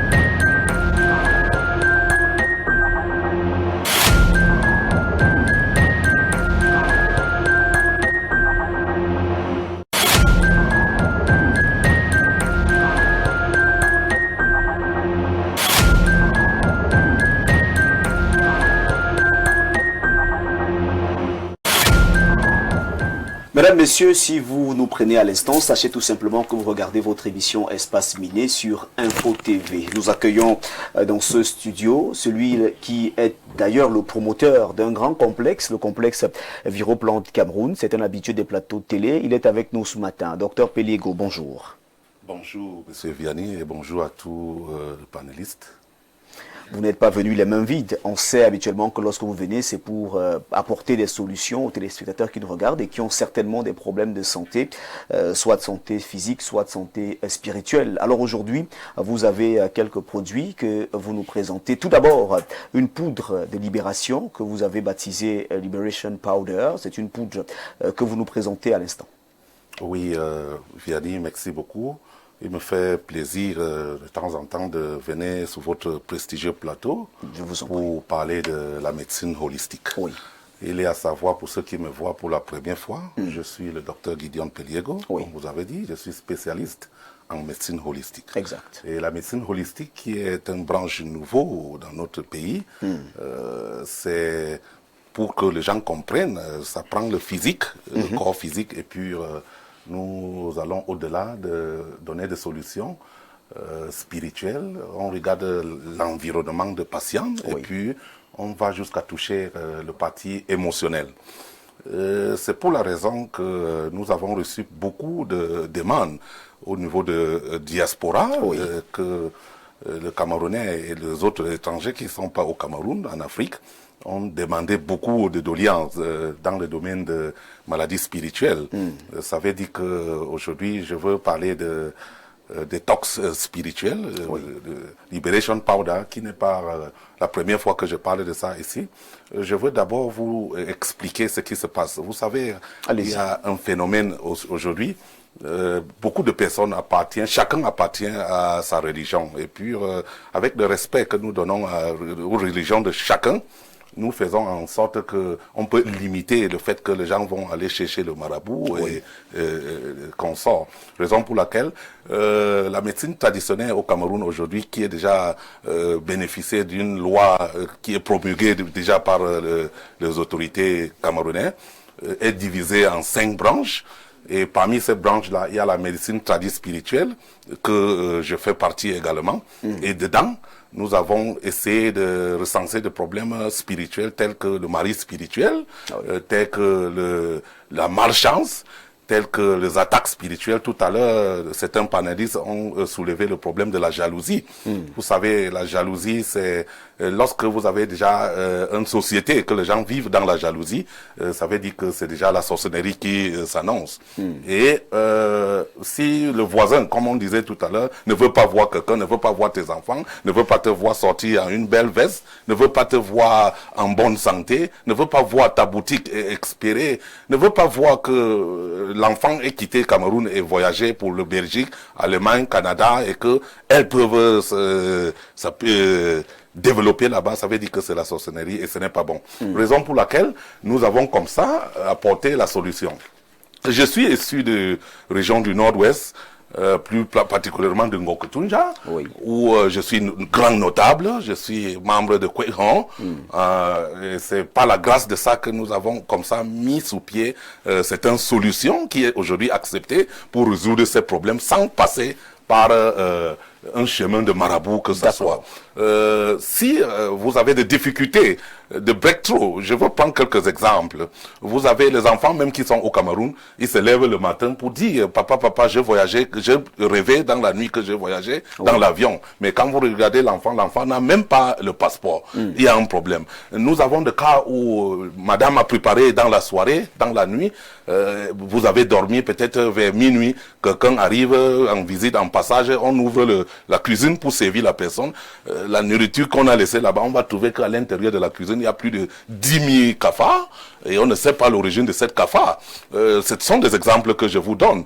Vous avez l'enfant qui est quitté ici, il est peut-être en étranger à quelque part, il cherche à trouver des papiers. Les autres personnes sont passées par le même chemin, ils trouvent facilement, mais pour son cas, il n'y a pas la possibilité. Le mariage, il n'y a pas toutes ces choses. Il est bien vrai que Dieu existe, le seul Dieu que nous respectons, le seul Dieu que nous adorons, mais aujourd'hui, nos solutions endogènes aussi, qui est créée aussi par ces mêmes dieux, nous devons aussi faire recours. On ne peut pas rester avec les bras fermés Croisés. pour croire que la solution va venir partout. Raison pour débloquer laquelle la situation. il faut débloquer. Voilà le spiritual detox que je présente ce matin. J'avais présenté ce produit-ci une fois, mais beaucoup de gens ont appelé. C'est pendant cette période que je me suis déplacé. C'est le fruit, je vous ai dit, de nos partenariats et beaucoup d'autres chercheurs dans le domaine de la médecine traditionnelle spirituelle que nous avons sorti ce produit. Alors, dedans, dans cette pâte, il y a deux poudres qu'on peut utiliser pour laver même les habits, pour débloquer. Oui. Il y a l'autre qu'on peut mettre sur le cendre, sur le charbon et brûler pour limiter les effets de cette onde négative. Il y en a à l'intérieur, comme vous allez voir, vous me permettez, je peux déchirer, parce qu'il ne faut pas qu'on vende on parle de choses illusion aux populations. Voilà ce que vous allez obtenir. À l'intérieur, il y a le flyers que vous avez vu. C'est en anglais et en français. Le mode d'emploi. Donc, chaque problème que j'ai cité là a sa manière de l'utiliser. Ces produits-ci peuvent voyager facilement dans n'importe quelle agence pour aller en étranger. Et lorsque vous avez ces produits, et vous lisez, partout où vous êtes, vous allez trouver la solution. S'il faut brûler, s'il faut laver tes habits avec, s'il faut laver le sol avec, s'il faut mettre dans l'eau pour boire pour ceux qui ont le poison de nuit. Je veux sortir par là pour dire que beaucoup dorment dans la nuit et ils rêvent qu'ils sont en train de manger. Et le lendemain matin, ils constatent que vraiment, son ventre est dur, il commence à avoir des difficultés, des troubles dans le ventre. Ce sont des couches, ce sont des pratiques qui se font dans la nuit. Et ça veut dire que vous pouvez être en train de rêver que vous mangez alors que vous êtes réellement en train de manger. Tout à fait, tout à fait. Et le lendemain, il y a beaucoup de choses qui se passent. Quelqu'un m'a appelé du Canada que, bon, vous me permettez, il a dormi sous le lit. Le lendemain matin, il s'est retrouvé sous le sol. Pourtant, il avait un oncle qui lui a promis cela. Comment expliquer ce genre de choses? Nous avons dit, avec des solutions comme ça, même le prêtre utilise ça. Voilà. Donc, tout le monde peut utiliser. Parce qu'on a fait ceci pour respecter aussi la religion des gens. Tout le monde peut utiliser Liberation Powder. Je veux sortir par là pour parler de Viromiwell que j'ai dit l'autre jour. Qu'il y en a aussi beaucoup de personnes qui souffrent de l'hémorroïde. Le complexe Viroplan Cameroun que je représente ici, je peux dire à haute voix, avec tout le volume, que nous avons trouvé enfin cette solution qui soigne l'hémorroïde. Que ce soit l'hémorroïde interne ou l'hémorroïde externe. Que ce soit un hémorroïde qui a déjà mis des années. Les gens viennent chez nous avec l'hémorroïde qui a déjà fait 30 ans. L'hémorroïde que vous passez le temps à faire le gaz. Vous avez envie d'aller aux toilettes faire le sel, faire votre besoin, mais lorsque vous êtes sous votre peau, c'est le gaz qui sort. Vous avez un ventre qui est toujours constipé. Vous avez le goût, l'appétit pour manger, mais vous ne pouvez pas manger parce que il y a des douleurs au niveau du ventre. D'accord. Nous avons également ceux qui dorment dans la nuit, le matin, quand ils se lèvent, ils constatent que vraiment ça ne va pas. Le matin, vous n'avez pas encore mis quelque chose dans la bouche, mais vous vous mettez à rôter. La personne rôte. L'hémorroïde interne et l'hémorroïde externe, voici la solution. Et aujourd'hui, comme je vous ai dit, Monsieur Vianney, merci beaucoup parce que j'ai présenté cette Liberation Powder, détox, spiritual détox, pour tout le problème spirituel et ce problème de l'hémorroïde. Nous sommes à Yaoundé, au Cameroun. Nous n'avons pas encore fait d'autres cliniques ailleurs. Moi, je suis parmi ceux qui pensent que ce que tu fais, fais ça bien et rester sur place. Même si tu es où, les gens vont te chercher. Surtout si on voit que ce que tu fais est bien. Je n'ai pas besoin de trop aller de gauche à droite pour poser des choses. Et que les gens nous écrivent. Comme vous avez vu, on a le partenaire sous l'écran. Je ne travaille pas seul, je suis médecin holistique parce que j'ai d'autres pratiques que j'ajoute dans ce que je fais. Beaucoup. Je voyage beaucoup, les images parlent en elles-mêmes. Nous sommes en Inde à chaque fois où nous avons une représentation à Faridabad, secteur 37, représenté par le professeur Vijay actuellement. Et nous avons en Égypte, au Caire, une autre représentation. Alors, c'est toutes ces techniques qui sont mises ensemble qui font en sorte que aujourd'hui, le Cameroun et l'Afrique, surtout le Cameroun, ne peuvent pas avoir honte d'aller compétir à l'étranger par rapport à ce qui concerne la médecine traditionnelle. J'en sais ce qui concerne la médecine ayurvédique et la médecine chinoise, mais je crois que nous sommes derrière en train de venir. L'État du Cameroun a demandé que le Camerounais devait faire recours à leurs solutions endogènes. Et voici ça.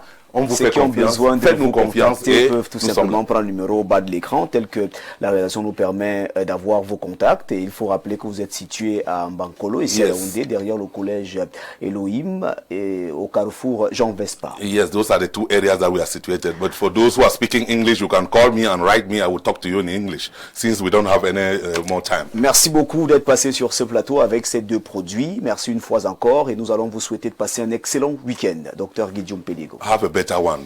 Thank you, sir. À tout de suite, mesdames, messieurs.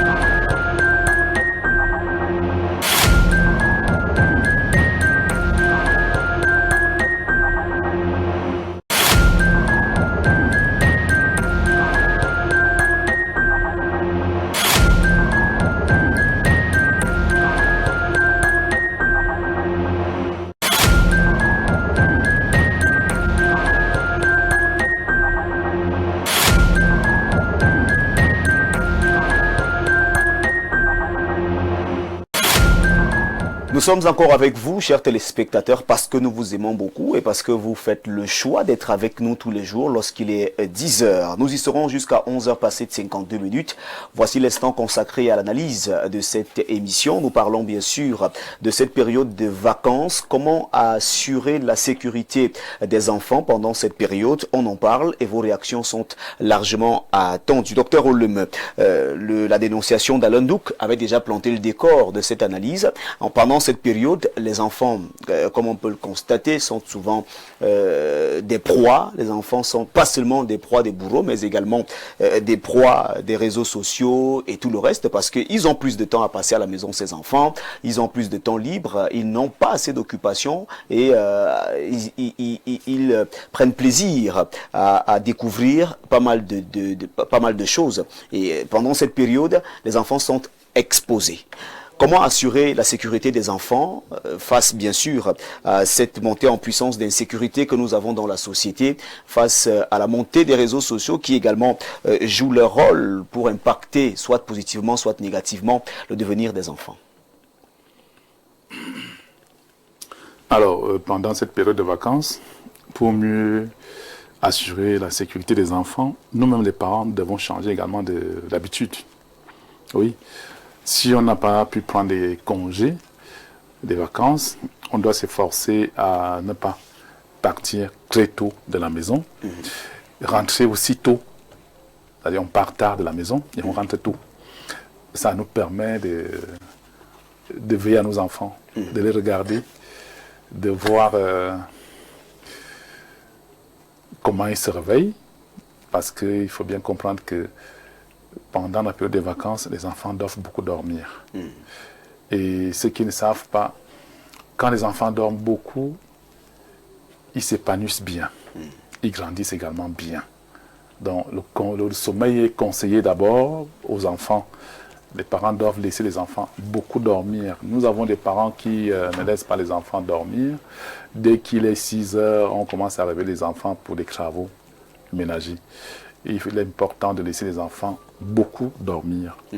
Et comprendre aussi qu'ils ne vont pas faire la sieste comme nous les parents à midi.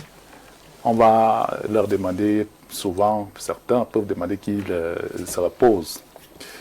Là, c'est les enfants qui ne vont pas au champ, hein, parce que nous parlons des enfants de la ville. Hein. Je ne parle pas des enfants du village. Parce qu'au village, c'est également un autre rythme. Donc, les enfants de la ville, ils sont là, ils dorment et ils peuvent se réveiller donc, à 8h, 9h. Et ils font aussi donc maintenant les travaux ménagers. Oui. Si on a à la maison des neveux qui sont plus âgés, des nièces qui sont plus âgées, des domestiques, et on les met un peu de côté. Pas qu'ils vont en vacances, mais on laisse les enfants écoliers là, travailler aussi, savoir faire. la lessive, Sous la supervision vaisselle, d'ailleurs des aînés. sous la supervision justement de ces aînés-là. Donc savoir faire la vaisselle, la lessive et nettoyer, n'est-ce pas, le sol et tout, donc les travaux ménagers. Oui, apprendre aux enfants de le faire. Là, ça leur permet, n'est-ce pas, de s'occuper le matin quand ils se réveillent. Et quand ils ont donc fait ces travaux-là, ils peuvent maintenant déjeuner. Ils peuvent déjeuner. Et vous allez vous rendre compte que les enfants, quand ils sont en vacances, ils ne mangent pas beaucoup. Oui, ils ne regardent pas trop le repas. Parce qu'ils s'occupent à jouer, à s'amuser. Donc, quand ils se réveillent dans le matin, ils ont donc justement commencé par ces travaux ménagers. Et on les laisse là vers 11h, 12h. Ils font eux-mêmes ce qu'ils peuvent faire. Soit aller nettoyer, n'est-ce pas, leurs toilettes, prendre leur douche et tout. Et ils vont donc maintenant attendre s'il y a un déjeuner à prendre. Ils vont prendre ce déjeuner. Oui. Vous avez vu qu'ils ont déjà passé, n'est-ce pas, une demi-journée. Oui, carrément. Et le repas de la maison également va apparaître là vers les 14h, 15h, 13h. S'ils veulent, ils mangent. Là, c'est toujours pour assurer la sécurité. Oui, parce qu'il faut d'abord... Sinon, rien à faire à l'extérieur. Les enfants ne doivent pas sortir. Sinon, rien à faire à l'extérieur. C'est des enfants qui restent uniquement à l'intérieur, à la maison. Parce que si les enfants n'ont rien à faire, vous n'avez pas commissionné votre enfant, par exemple, à aller faire quelque chose à l'extérieur. Pourquoi est-ce qu'il va sortir? Il ne sort pas, il est à l'intérieur. Oui. Il ne faut pas avoir des enfants qui vadouillent. Très important d'abord. Donc, voilà comment les enfants doivent vivre. Maintenant, ils vont donc se reposer, ils vont manger, ils vont passer leur temps s'ils veulent. Ils ne siestent pas, je vous ai dit ça. Ils vont commencer à s'amuser, à regarder la télé, visionner, jouer au ballon, tous ces jeux-là qu'ils peuvent avoir à l'intérieur, dans la concession. Que ce soit une concession, n'est-ce pas, clôturée ou non clôturée. Voilà comment les enfants doivent vivre. Aujourd'hui, nous avons des enfants qui sont à l'étage, ceux qui veulent jouer au ballon. Ils veulent jouer au ballon, par exemple, s'ils sont à l'étage. Il y a une cour, hein? Il y a une cour au niveau du parking. Ils vont se battre. Encore que le parking, parfois, se libère avec les parents qui sont allés au travail. Oui. Donc, ils s'associent avec, n'est-ce pas, tous les enfants de l'immeuble. Oui. Les jeunes enfants. Et sous le contrôle, n'est-ce pas, de tous les parents qui comprennent qu'il faut contrôler les enfants et coordonner. Ils auront, n'est-ce pas, une même vie. Par exemple, les enfants de l'immeuble, de cet immeuble-là, ils ont une même vie parce qu'ils ne sortent pas. Ils ne sortent pas. S'ils sortent, c'est parce qu'on a envoyé un ou deux. Et vous allez voir que, comme ils sont amis, si on a envoyé, commissionné un, il va appeler, n'est-ce pas, le voisin, son voisin, qui est également enfant, hein, camarade. Il va dire, bon, tu ne m'accompagnes pas à acheter telle chose. D'accord. Voilà comment les enfants doivent vivre. Et la nuit... Il faut éviter de laisser les enfants sortir. Il faut éviter les enfants de sortir. Au maximum. Oui, sinon rien à faire. D'accord. Les enfants ne doivent pas sortir pour aller se balader. Non. Ils se baladent en groupe. Ils se baladent avec les parents. Oui, c'est comme ça que ça se passe. Merci. Et la nuit, je voulais dire aussi la nuit. Il faut bien comprendre que la nuit, les enfants ne doivent pas vite dormir. Pas qu'ils ne doivent pas. Ils ne vont pas vite dormir. Ils vont passer le temps, n'est-ce pas, à visionner. Et parfois sans contrôle. Parfois sans contrôle, mais sauf qu'il faut contrôler. Même si vous contrôlez également même. Ils vont toujours se réveiller, n'est-ce pas, pour revenir encore allumés. Oui. Parce qu'ils aiment passer la nuit à dormir. Merci. En journée. Professeur Claude Olissier, ce n'est pas souvent très aisé pour certains parents en cette période. Hein, parce que quand vous êtes en ville, vous avez vos cousines, vos frères et vos sœurs, peut-être qui sont dans d'autres villes ou qui sont dans des villages, qui aimeraient bien envoyer les enfants chez vous pour la période des vacances. Et à la maison, il y a donc le trop-plein. Et c'est pas souvent très évident de surveiller, de contrôler pendant cette période-là. Il y a du moins des énergies nouvelles qui viennent s'ajouter à vos énergies. Il y a des comportements nouveaux qui viennent s'ajouter aux comportements que vous avez à la maison. Il faut éduquer une fois encore. Comment est-ce que les parents doivent s'y prendre? Oui, la sécurité de nos enfants pendant les vacances est beaucoup plus sur le plan des attitudes, des comportements et leur manière de penser. Oui. Parce que, on ne le dit pas assez, l'école nous aide beaucoup, nous parents, parce que la gestion du timing de nos enfants, quand l'enfant va à l'école à 7 h, il revient à 15 h, il y a 8 heures du temps que l'école nous aide à éplucher. Mais quand il n'y a plus d'école comme c'est le cas maintenant, et dans le contexte actuel où nous avons même peur de les envoyer en congé, parce que nous-mêmes les parents, on a le même rythme qu'eux. On se lève à 6 h pour les apprêter pour qu'ils aient à l'école. Oui. Donc nous avons besoin de repos, mais on n'en a plus. C'est la nouvelle configuration de la société. On n'a plus, avant, pendant les congés, pendant les vacances, on envoie les enfants ailleurs, question de se reposer. Mais au jour d'aujourd'hui, on est contraint de les garder avec nous. Et maintenant, c'est là leur sécurité qui convient d'assurer maintenant. Alors, leur sécurité, d'abord, va au niveau des activités ludiques. Oui. Parce que les enfants, ils jouent beaucoup. On peut avoir des cas d'accident dans les maisons. Il faut encadrer même le jeu. Il faut prendre des dispositions pour que les jeux soient régulés par nous d'abord, les parents. Parce que c'est nous qui achetons dans une grande majorité des cas les différents objets qu'ils utilisent pour jouer gadgets. Voilà. Maintenant, on a un gros problème également au niveau de l'urbanisation de notre belle cité Yaoundé. Il n'y a pas trop d'espace pour les jeux des enfants dans les communautés. Tout à l'heure, vous parlez de la question des immeubles. Les immeubles sont là, les parquets sont occupés par les voitures. Qu'est-ce qu'ils font? Ils n'ont que la télévision, ils n'ont que les ordinateurs, ils n'ont que les téléphones. Et nous savons tous l'impact de ces outils, de la modernisation, sur d'abord le vécu cervical de l'enfant, sur ses activités, sur le plan de la mémoire et même sur le plan visuel. On demande de plus en plus de réduire les contacts des enfants avec la télévision, avec la radio et avec les tablettes. Mais qu'est-ce qu'on fait quand on n'a pas mieux où aller? Bon, il revient à l'État de créer des environnements. Il faut créer, c'est-à-dire que pendant les congés, qu'est-ce que les communes font pour que les enfants sortent? Comme disait le docteur Lemeu, les enfants doivent sortir, mais ils vont aller où? Et qu'est-ce que les communes font? On est à Yaoundé avec cette commune. Qu'est-ce que chaque commune de Yaoundé est en train de faire actuellement pour créer des espaces de divertissement, de relaxation des enfants, des espaces de jeu? Ils n'ont que la maison. Et bienvenue aux accidents ménagers, parce que dans la maison, l'espace est réduit. Et quand bien même l'espace n'est pas réduit, il n'est pas approprié. Il faut que nous puissions réfléchir à challenger la décharge des énergies de nos enfants, parce qu'ils sont trop pleins d'énergie. Un enfant qui ne joue pas, c'est un problème déjà, parce que nous, les psychologues, nous identifions la santé physique et mentale de l'enfant par les jeux, mais lui qui ne joue pas, il nous interpelle déjà, ce sont des signaux qui donnent. Alors, quels sont ces espaces? Je vous fais une petite confidence. J'ai pris en charge un enfant de 8-9 ans, une petite fille, qui se masturbait. Oula. Et elle se masturbait même déjà publiquement, c'est-à-dire même dans la salle de classe, elle en avait marre. Mais c'est un trop plein de pulsions, elle ne sait pas par où les faire et comment les faire sortir. Les jeux sont les moyens qu'utilise naturellement l'individu pour extérioriser les pulsions. Lorsqu'elles s'accumulent, elles peuvent prendre n'importe quelle trajectoire. Moi, j'ai demandé qu'on inscrive cette petite fille dans des activités des arts martiaux. On l'inscrit là-bas dans la danse. Parce qu'en dansant, elle essaie d'expulser au maximum. Et la famille était curieuse de savoir qu'après 3 mois, l'enfant ne pratiquait plus ce genre d'activité. Parce que nous sommes là, il faut interpeller les gens, les autres. C'est pas du hasard. Lorsqu'on les accumule, les pulsions, il faut qu'elles sortent quelque part. Nous, en psychologie, il y a plusieurs mécanismes de défense. Quand une grande personne vient avec ce genre de pulsions, on peut pratiquer la sublimation, on peut pratiquer l'inhibition, on peut pratiquer tout. Mais quand c'est les enfants, les jeux constituent les moyens par excellence pour expulser ces genres de pulsions. Et lorsqu'elles s'accumulent, elles deviennent un danger.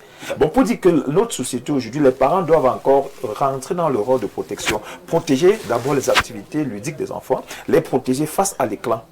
Parce qu'il faut vraiment le dire. Et maintenant, le protéger face aux mauvais voisins, aux mauvaises compagnies. Parce qu'au jour d'aujourd'hui, vous avez des enfants bien éduqués chez vous, mais lorsqu'ils sortent, quand ils sortent de votre maison, ils rencontrent qui? Il faut même pratiquer une ingérence dans les activités de nos enfants, dans les types de relations qu'ils auront. Moi, je le dis avec autorité. Moi, je vais être très regardant par rapport aux épouses de mes 4 garçons. On ne doit pas accepter que mes enfants aillent en interaction avec n'importe qui. C'est pas sérieux. Ou même l'époux de ma fille.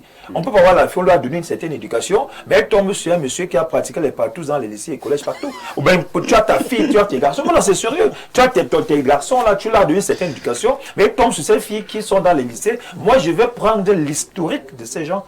Moi, je vais entrer, je suis désolé, je vais entrer dans l'historique, dans le vécu des gens pour savoir avec qui mes enfants vont être en interaction. Ça va être beaucoup de boulot. Hein. Il faut travailler. Nous n'avons pas de choix. La nouvelle société nous donne trop de boulot. On n'a pas de choix. Il va falloir que nous puissions être là. Parce que tu vas donner une belle éducation à ton enfant, mais il va rencontrer qui dehors. D'accord. On doit protéger nos enfants par rapport à leurs amitiés, par rapport aux gens qu'ils vont rencontrer, ils vont aller jouer où et avec qui. C'est important. Alors, Jeanne-Rosine Vondor, comment protéger nos enfants lorsque nous-mêmes, nous n'avons même plus de temps et nous savons que lorsque nous abandonnons nos enfants, ces enfants sont à la merci de tout. Un parent devrait toujours avoir du temps pour son enfant. Ça, c'est clair et net. Un parent ne devrait pas dire « je n'ai pas le temps ». Parce que l'enfant n'a pas cherché à naître. Oui. Et moi, j'ai dit il faut planifier pour avoir un enfant. Ah oui. C'est vrai que aujourd'hui, nous nous retrouvons avec des enfants âgés de 20 ans, 22 ans. Ça, c'était à l'époque, on ne réfléchissait pas. On était dans les amours scolaires. On voyait un jeune garçon, on s'emballe, on se retrouve enceinte. Mais avec ce qui se passe de nos jours-ci, la planification d'avoir un bébé, c'est très très important. Jeanne Rosine, elle et ils vont vous dire que c'est Dieu qui donne. Non, c'est Dieu qui donne, mais faisons attention. Ah oui. Faisons très très attention. Parce que aujourd'hui, il y a une sorte de fille, Jeanne Rosine. Oui. Quand vous la croisez, c'est elle qui vous dit vraiment, il me faut déjà un enfant. Vous demandez pourquoi vous voulez un enfant. Elle dit non, vraiment, je prends de l'âge. Quand je regarde mes soeurs, mes petites sont déjà couchées, moi je n'ai pas encore fait d'enfant. J'ai ma cousine qui a déjà un enfant, elle a 2 enfants. Voilà les motivations de certaines jeunes filles. Vianney, ça me rappelle une petite histoire. Oui. Vous savez, lorsque nous sommes en compagnie de femmes, Oui. vous écoutez le langage des femmes, à un moment c'est déplorable. Ah oui. Vous allez voir une jeune dame qui se met avec un homme marié. Elle se dit, pour garantir sa place auprès de cet homme, il faudrait qu'elle tombe enceinte. Et dès qu'elle tombe enceinte, bienvenue un orphelin. L'homme marié ne sera jamais là. Et d'aucunes tombent enceintes des hommes mariés parce qu'elles se disent que, non, avec cet homme marié, j'aurai un logement, un abri. Il va me loger parce que Une j'ai un certaine enfant avec lui. sécurité sociale, Donc, elle se dit qu'elle est en sécurité. Ça, c'est un cauchemar. Et puis, elle te dit, moi, je préfère même les hommes mariés. Non, on est en train de rêver. On rêve beaucoup, nous, les femmes. Parce que, voici peut-être une période de vacances. Oui. Vous avez fait l'enfant non marié. L'enfant, déjà, ne connaît pas son origine. Il ne connaît pas.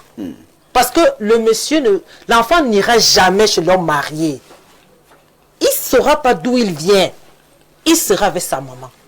Et du coup, l'homme marié a son épouse à la maison. Comment est-ce que le courageux irait dire à sa femme que j'ai fait l'enfant dehors?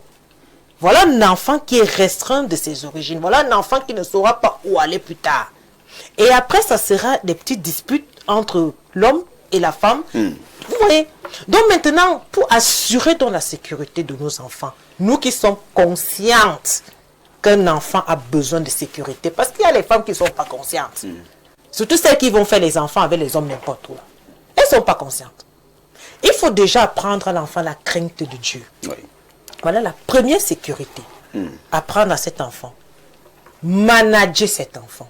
Nous avons les enfants tellement agités. Parce que la maman aussi n'est pas posée.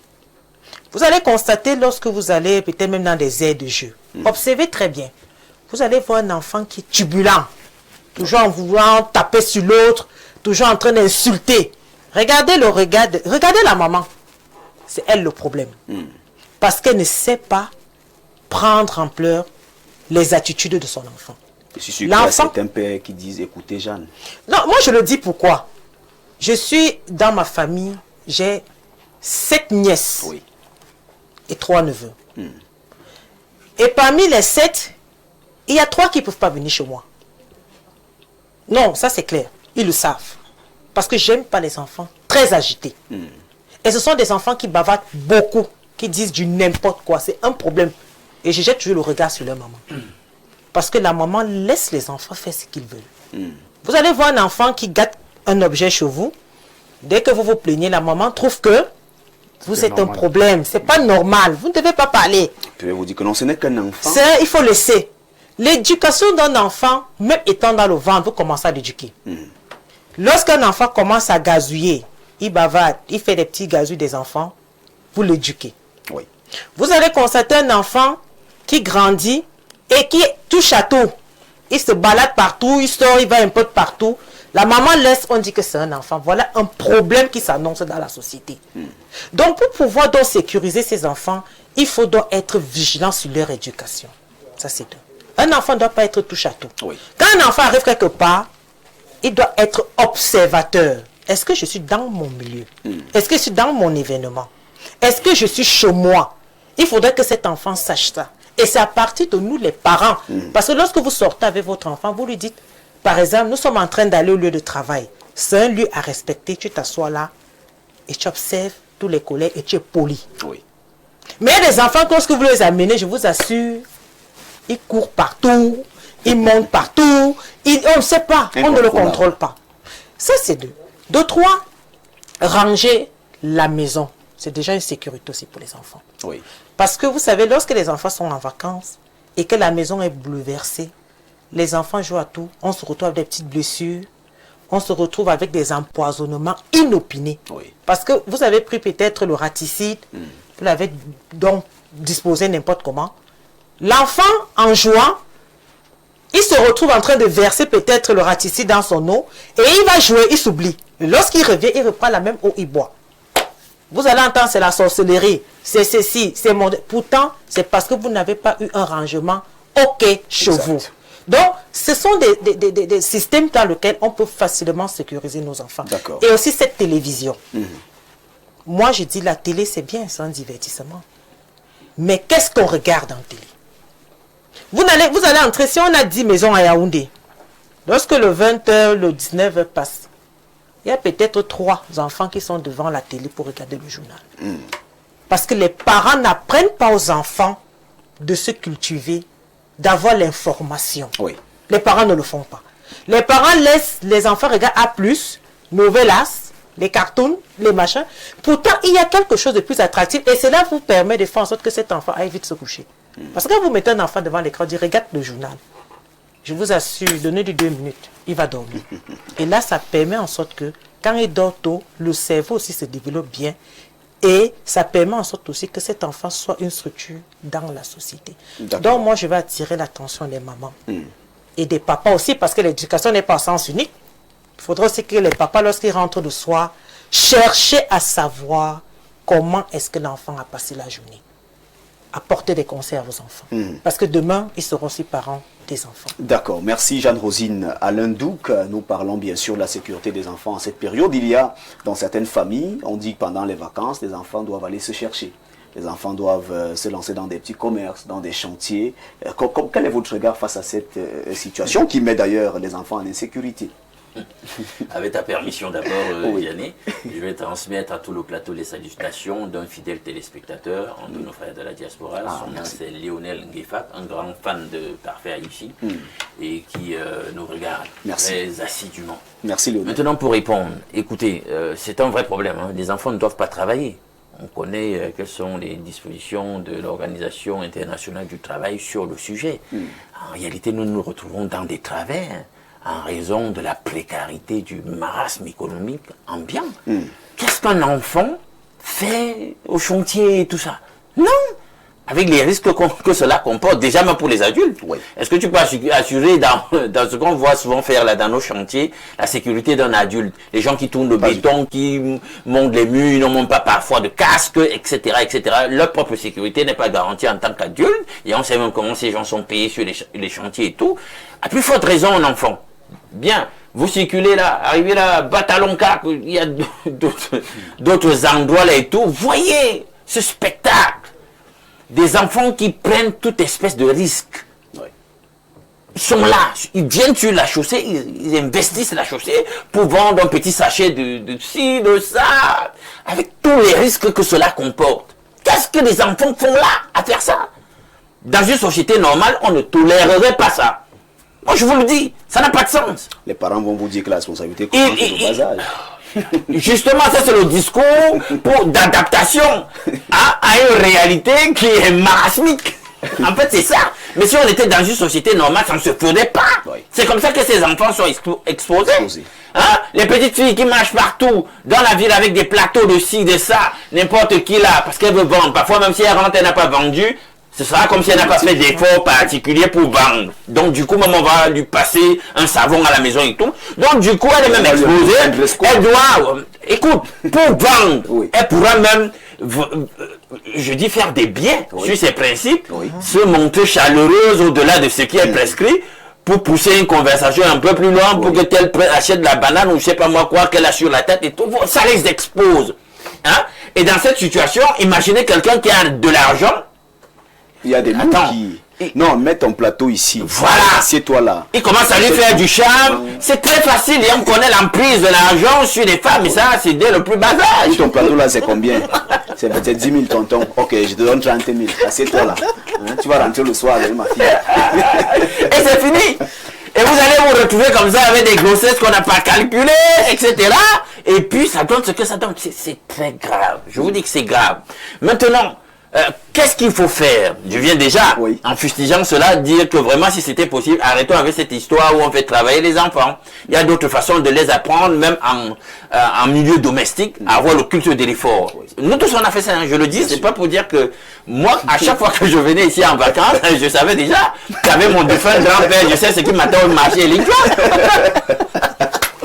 Donc, on a fait ça, mais bon, avec la réalité que nous vivons, ces violences contre l'enfant, c'est un peu dangereux. C'est dangereux et je me dis vraiment, prenons des dispositions. À la maison, il y a des parents là qui n'ont pas vraiment la culture d'une certaine ingénierie là pour vraiment captiver les enfants et les amener à rester à la maison. Hein? Il faut savoir acheter des jeux de société. Hein? Scrabble, on joue, mais de façon intelligente. Bon, aujourd'hui, ils aiment plus les jeux vidéo, je sais pas moi, ce genre de choses. Bon, mais il y a quand même quelques soucis aussi avec les problèmes d'addiction par rapport à la problématique des jeux vidéo. Oui. Donc, il faut bien choisir les jeux, mais question de créer un environnement domestique qui favorise le fait qu'ils veuillent rester chez eux et ne pas aller ailleurs. Ça, c'est très important. Donc, vous pouvez avoir des programmes, vous les inscrivez. C'est vrai que là, le docteur disait c'est le moment de se reposer. C'est vrai qu'il y a aussi d'autres qui font alors énormément travailler des enfants pendant les vacances. Ça aussi, c'est une problématique à voir de plus près. Mais vous pouvez aller aussi, c'est l'occasion peut-être d'étudier un peu de la musique. Inscrivez-les dans un club d'apprentissage d'une de ces activités, etc. Il y en a plusieurs.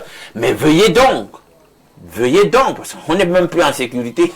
On ne va pas les envoyer, n'est-ce pas, apprendre la musique sans toutefois les accompagner. Il faut accompagner. Moi, c'est ça tout l'enjeu.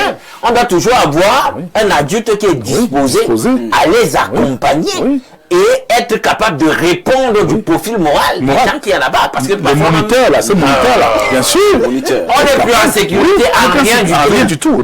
C'est ça le problème. Il n'y a plus de risque zéro.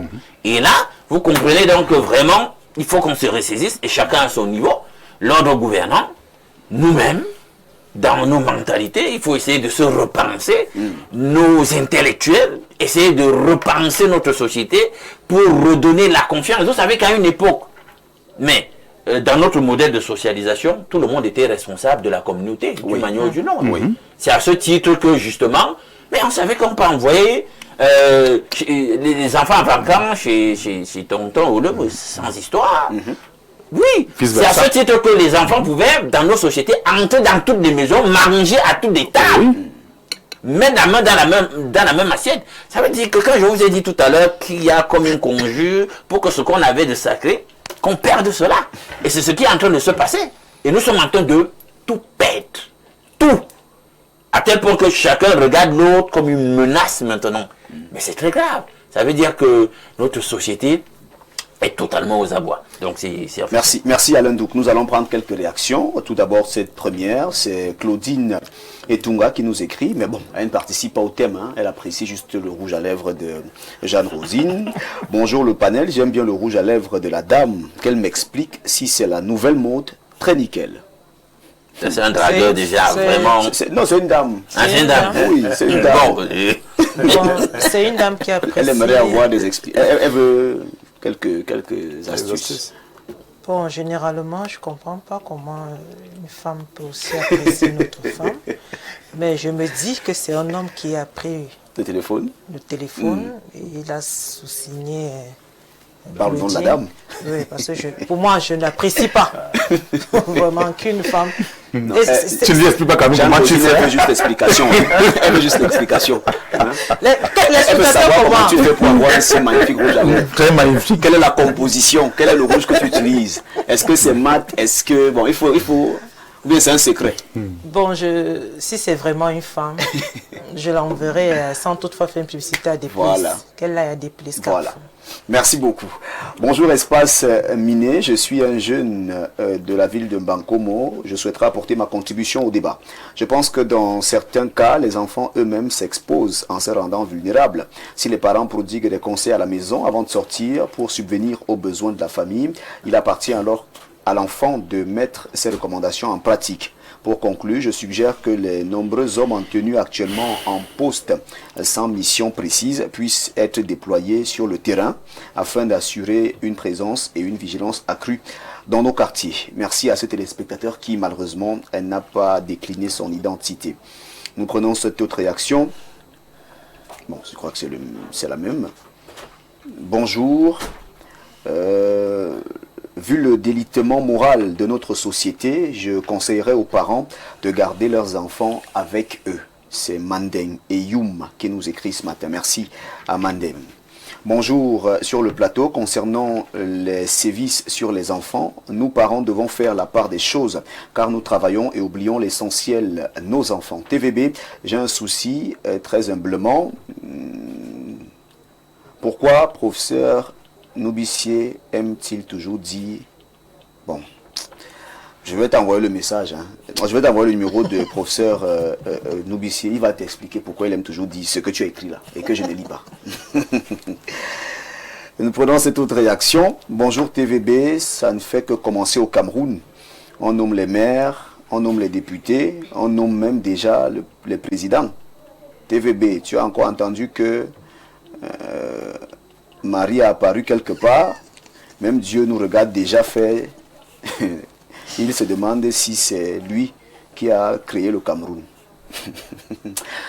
Merci Frédéric, j'ai quand même lu ton message. Tu ne diras pas qu'on a envoyé le message à Info TV, on n'a pas lu. Nous allons encore prendre cette autre réaction. Malheureusement, on ne prend pas d'appel. Hein. Nous avons notre ami Ulrich qui nous appelle là.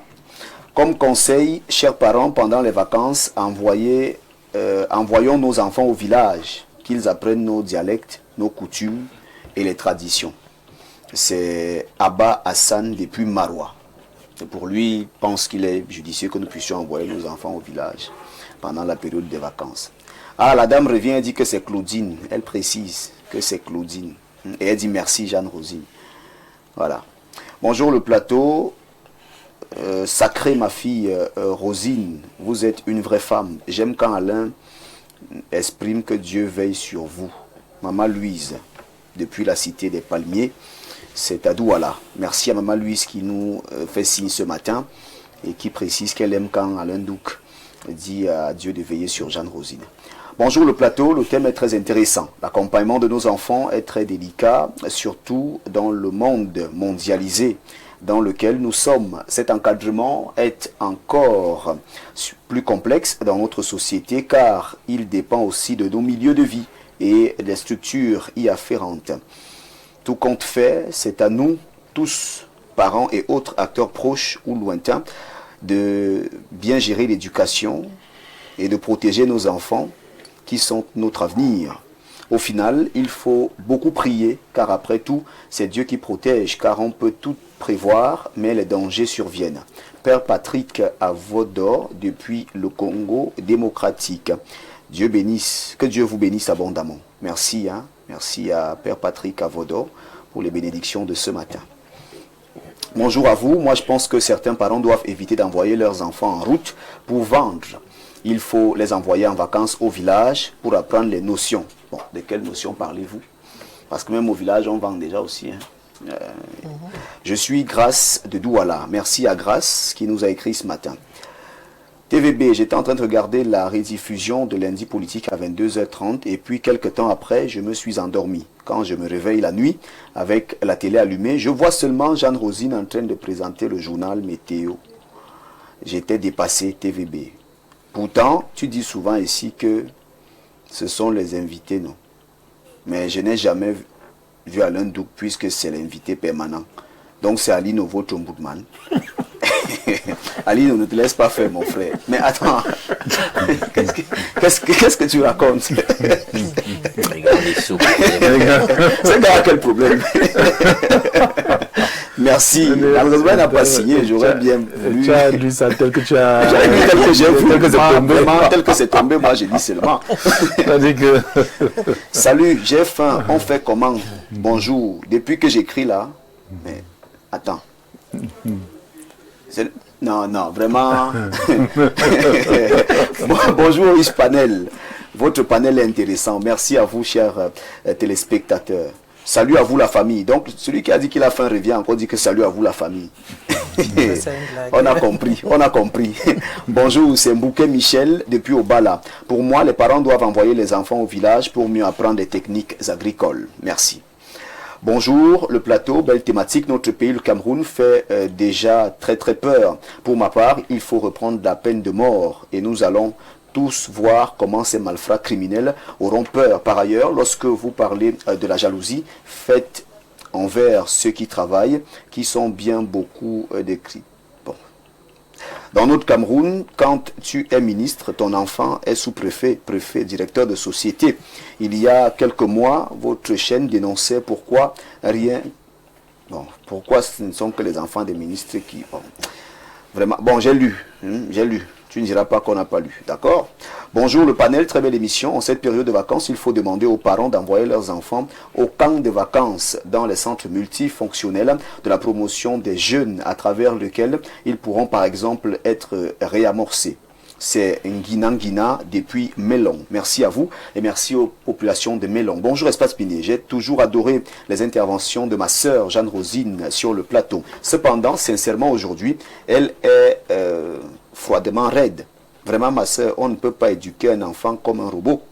Plus grave, faut pas empêcher un enfant de faire l'enfant. Ce serait très facile.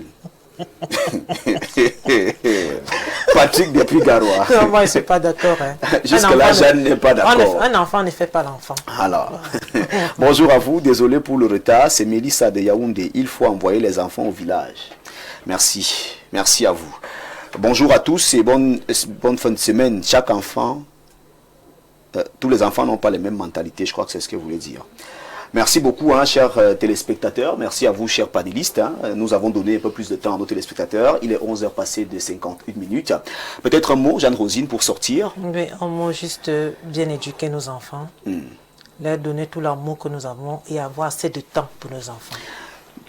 Docteur Olémé, nous sortons. Nous regrettons, nous-mêmes parents, parce que on ne peut plus, n'est-ce pas, on n'a pas pu apprendre nos langues à nos enfants et on n'arrive plus à amener nos enfants au village et nous regrettons. Moi, je parle en tant que parent. On regrette cela. On a essayé, peut-être qu'on a échoué. Oui. Et alors, si les parents peuvent se ressaisir, qu'ils puissent, n'est-ce pas, le faire pour que nos enfants parlent nos langues et essayer d'apprendre, n'est-ce pas, nos cultures, ça va aussi les occuper. Ah, merci beaucoup. Professeur Claude Oubissier, oui, disons qu'un enfant, c'est un projet. Et quand on a un projet, l'objectif c'est de le porter jusqu'à l'aboutissement. Et l'aboutissement du projet d'un enfant, c'est quand l'enfant peut s'assumer seul. Bon, les parents ont ce devoir de les accompagner jusqu'à ce qu'ils se libèrent d'eux, quand ils peuvent être dans leur propre épanouissement, se prendre eux-mêmes en charge. Merci. Alain Douk, un mot de fin. Veillez et priez, hein. Priez pour vos enfants. Merci. Mesdames, Messieurs, c'est la fin de cette émission. Nous allons remercier notre riche et impressionnant panel qui nous a accompagnés ce vendredi. Merci à vous, chers téléspectateurs, pour votre participation. Nous recevons encore et encore des messages. Malheureusement, il y en a qu'on ne pourra pas lire. Nous vous disons sincèrement merci et nous nous excusons pour des messages qui n'ont pas été lus. Le temps est arrivé à son terme. Merci une fois encore. Nous allons vous laisser en très bonne compagnie de nos programmes qui se poursuivent sur Info TV. Ne manquez pas le flash tout à l'heure lorsqu'il sera 12h. Et nous allons vous souhaiter de passer un excellent week-end. Merci à toute la grande équipe de production qui nous a accompagnés, les cadreurs en studio, merci à la diffusion, merci également à la réalisation. Bon début de week-end à toutes et à tous et que Dieu bénisse le Cameroun.